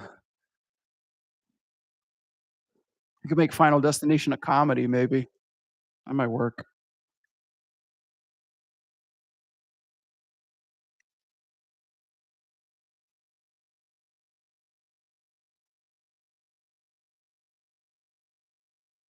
No, but I wanted to see the Weapons trailer made me super uncomfortable. I haven't seen Barbarian. Yeah, I know. I haven't seen, Barbarian, though. I heard it's anything but what the title is. So I'm like, Alright, you kinda got my attention, but just the trailers, I'm like, "Dude, this is crazy."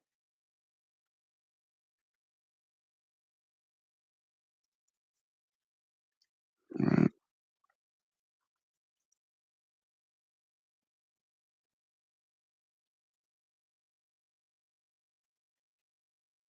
As my favorite Jeepers Creepers actor? Oh, no, not the first. No, I hate the first one. Fuck that nerd. I mean, I'll give him credit. He plays a wimpy nerd very well. He's a good nerd. He plays a very wimpy nerd very well. So, good on him for that.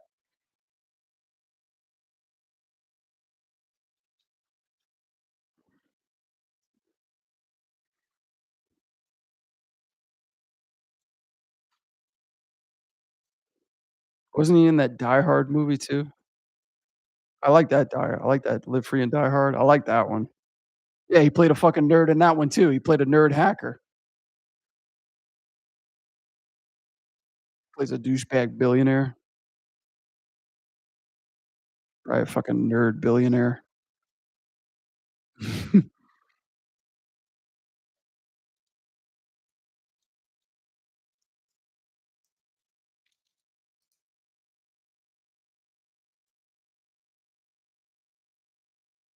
See.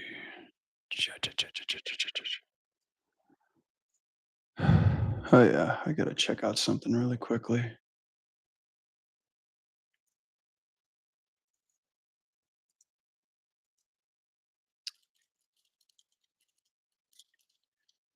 Barbecue. Jeez, what time did it close? I really wanted some barbecue tonight.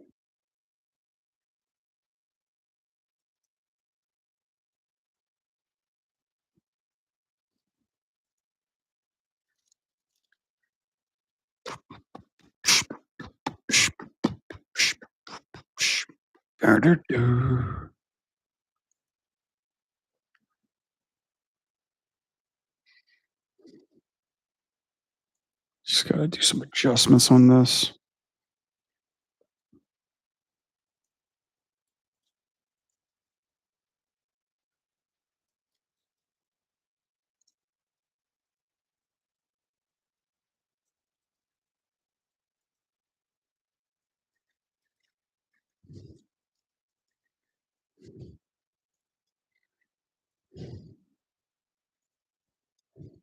Oh, damn it. Oh, that's right, the fucking manipulators.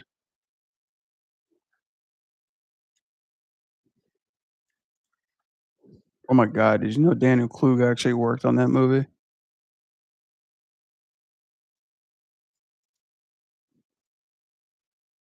I'm so glad I wasn't part of that sinking ship when they were working on that stuff.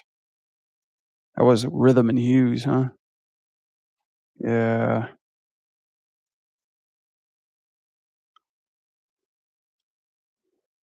Yeah, I wasn't part of that team.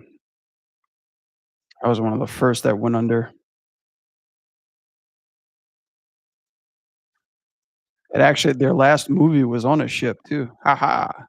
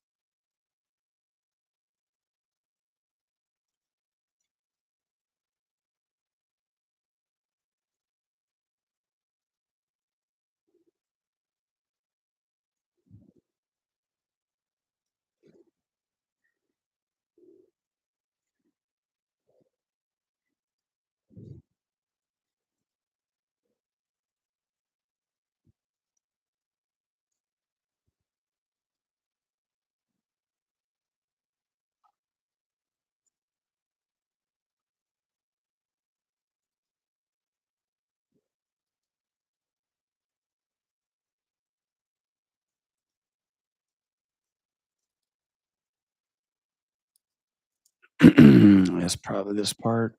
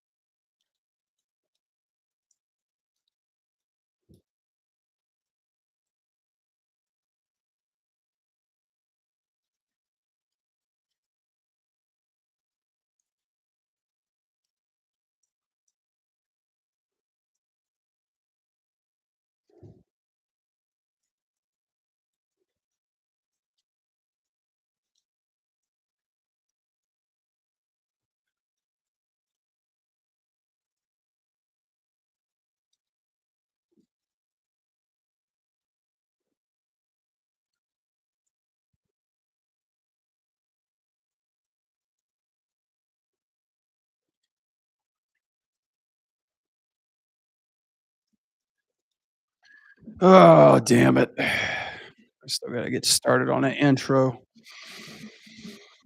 I'm gonna have to bail out in a bit, guys. I gotta go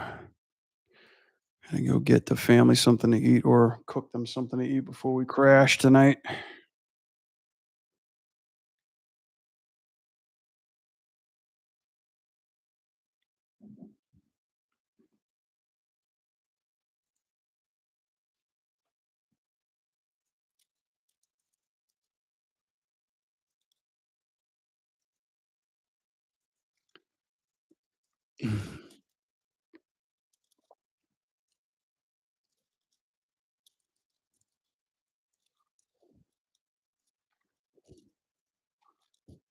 Anything that says helper in the name is most likely not gonna help you.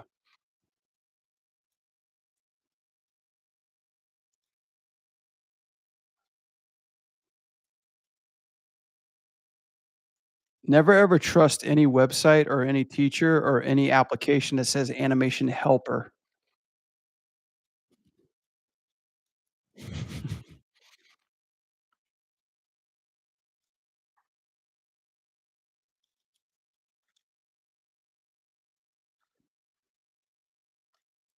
"Help me! Help me!"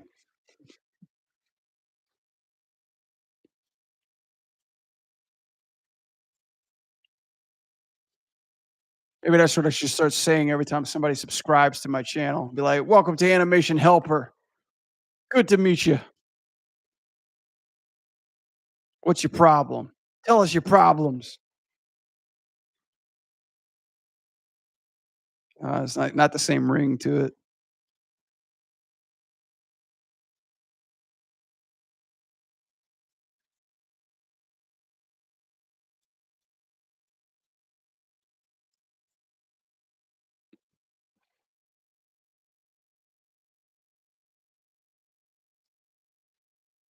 Digimon? No.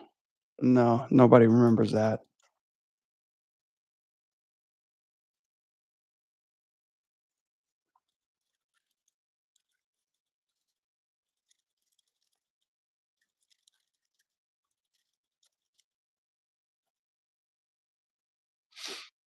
It's like, I wonder what we can do, like, call our animation, like what if it was just, like, something like, I don't know, like, animation doodlers, or I don't know, like, shock doodlers or something like that, like Squash and Spark, Spunk and Squash and Stretchers, Squash and Stretchers, Squash Spreaders. Welcome to the Squash Spreaders. I don't know, some bullshit like that. I wonder it would be fucking fun. Like Thunder Tunes. Yeah. This is why we have brainstorm sessions, guys, for shit ideas like this. Frame strokers? Oh god, please. No way. Looking at my other chat here too, man. I got some weirdos in that chat. You bunch of freaks. Freakazoids. Oh man. Please, I'm trying to run a very, very polite business here.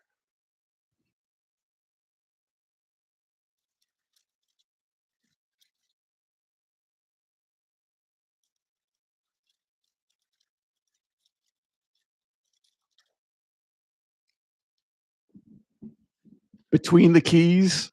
I like that. Welcome to Between the Keys.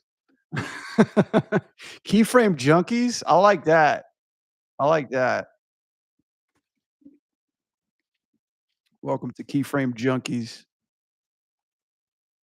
I don't know, maybe that needs a little work. Snap it to a keyframe. I like that. Now you're playing with my heartstrings.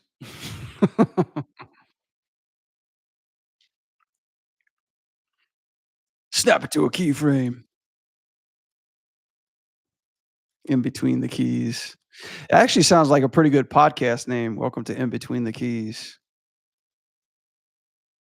I could get check this out, guys. I could have like in between 2 ferns, I could just have 2 giant keys right next to me. Be like, "Welcome to In Between the Keys. I'm your host, Brad for show.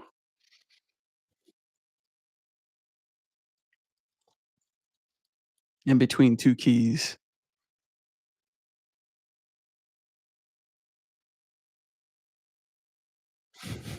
Keyframe Komodos.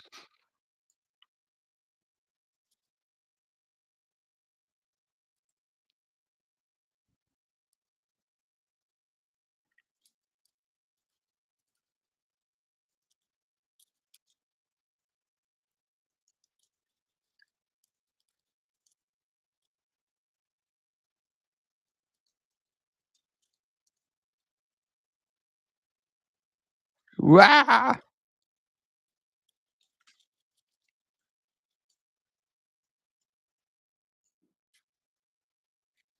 What the f Wait, what's happening here?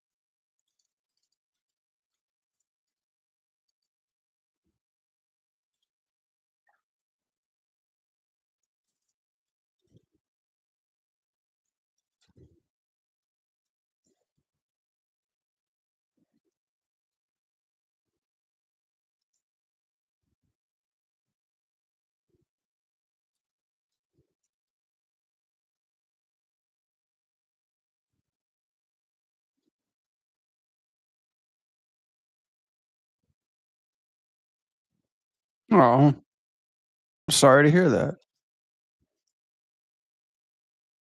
Sorry to hear your problems, Jallo. Thanks for sharing. How old is his sisters? What, high school, junior high school, pre-K, elementary? How annoying are they? Really?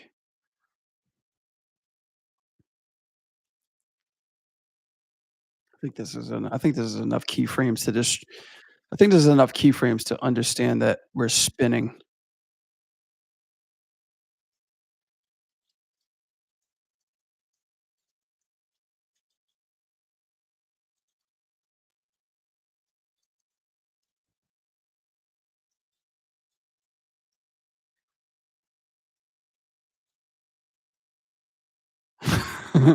I slam people's doors too. Apparently, that's like a big fucking it has a big fucking chip on people's shoulders. It's not like I do it on purpose, I just wanna make sure the damn thing's secured.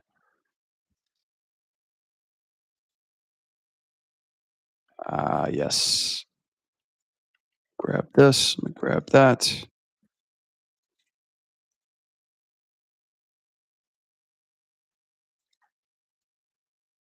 A Dutch bag. Oh, douchebag. And again, it's not that I'm doing it on purpose, I'm just making sure it's secured. 'Cause it's either too heavy or too light. I hate it when people like, close my doors too light when it's just like they just kinda push it and you just hear that clunk, clunk, like, you don't even hear a clink, it's just like, crack, like, I hate that shit. Like, I had a friend in college who, like, almost killed me because I did that. He was so pissed.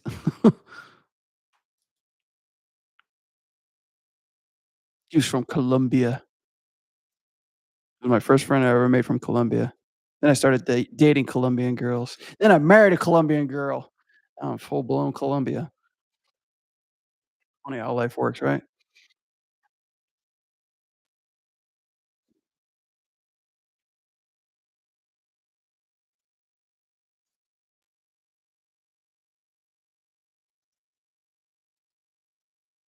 Yep. Yep, that's how I make money, man.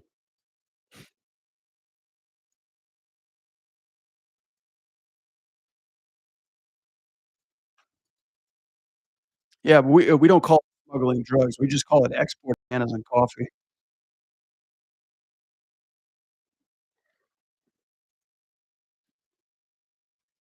Oh, yeah. Now that I'm thinking about it, I need to call him, man.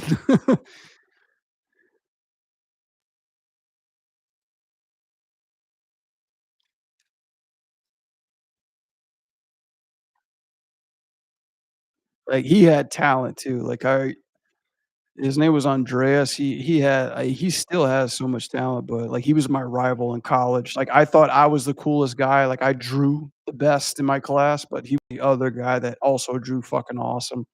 I was like, me and him are either gonna be friends or we're gonna hate each other all through college, but we became best friends.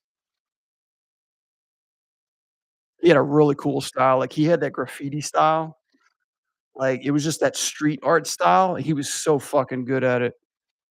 He made, like, 3D font and shit like that, and then he made these characters that, like, fit right into that, like, look like murals on a wall. So fucking dope. I was like, "Can you imagine if this was in 3D, man?" Yeah, it just he just didn't really pursue art after that, which was kinda sad. He had, like, some crazy fucking talent.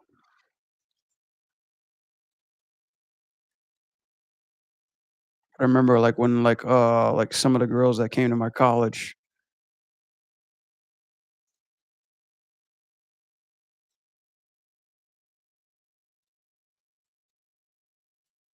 you reading the news about the what? Making what?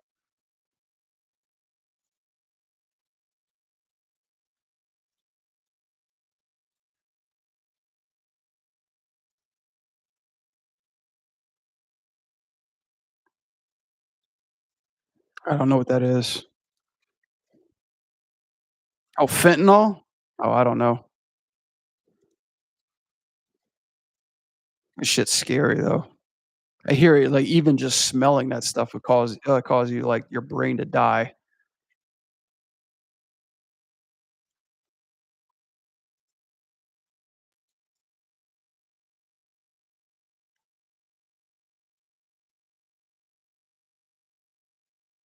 Alright, let's see. A little pop in the legs, we'll fix that.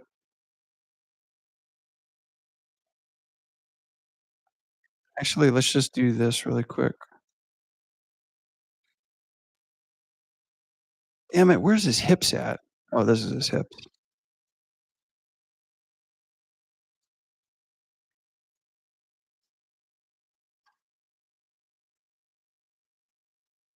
Mm, no clue. That is a realm I will never, ever know.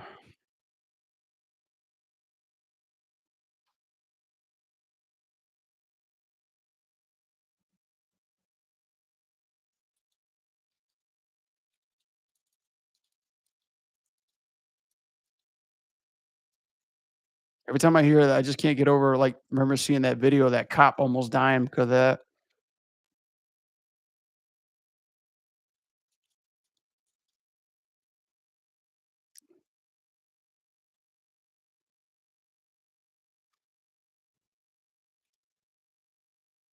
Yeah, yeah, like, that's what I heard. It's like he just, like, was, like, either he was trying to get a bump off of it or didn't know it, or at least that's what he claimed, but how embarrassing, man. Like, a cop doing the fucking drugs that he, like, busted a guy for having, which is probably, like, majority of, like, most cops will do that, but, yeah, not knowing what the fuck it was, really killed a guy. It's crazy. They got those other cops were in the building when it happened.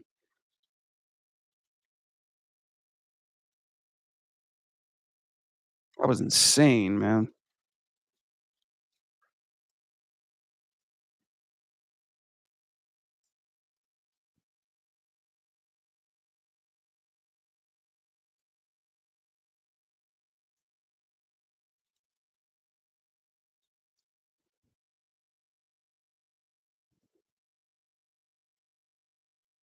I think that could be fine.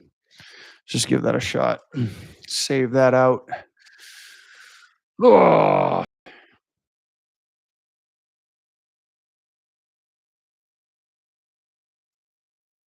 alright.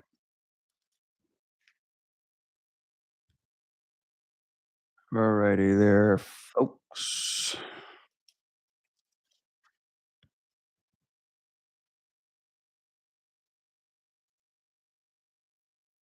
Why is this still here?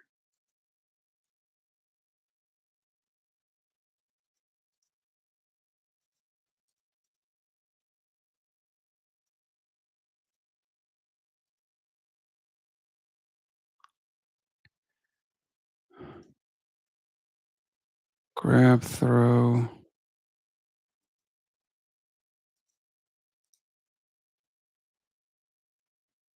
Alright, peace, Jello. Catch you on the flip flop. Have a good night.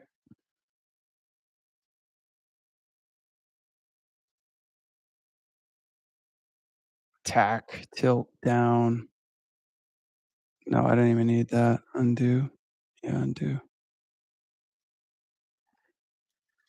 And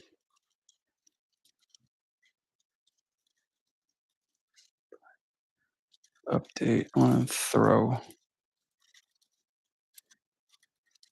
Shin recovery.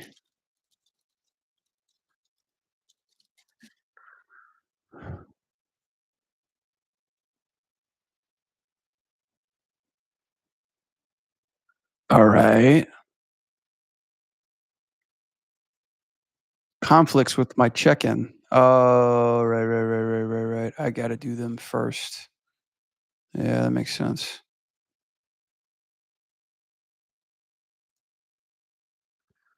Oh, the simple problems of being a game dev, chat.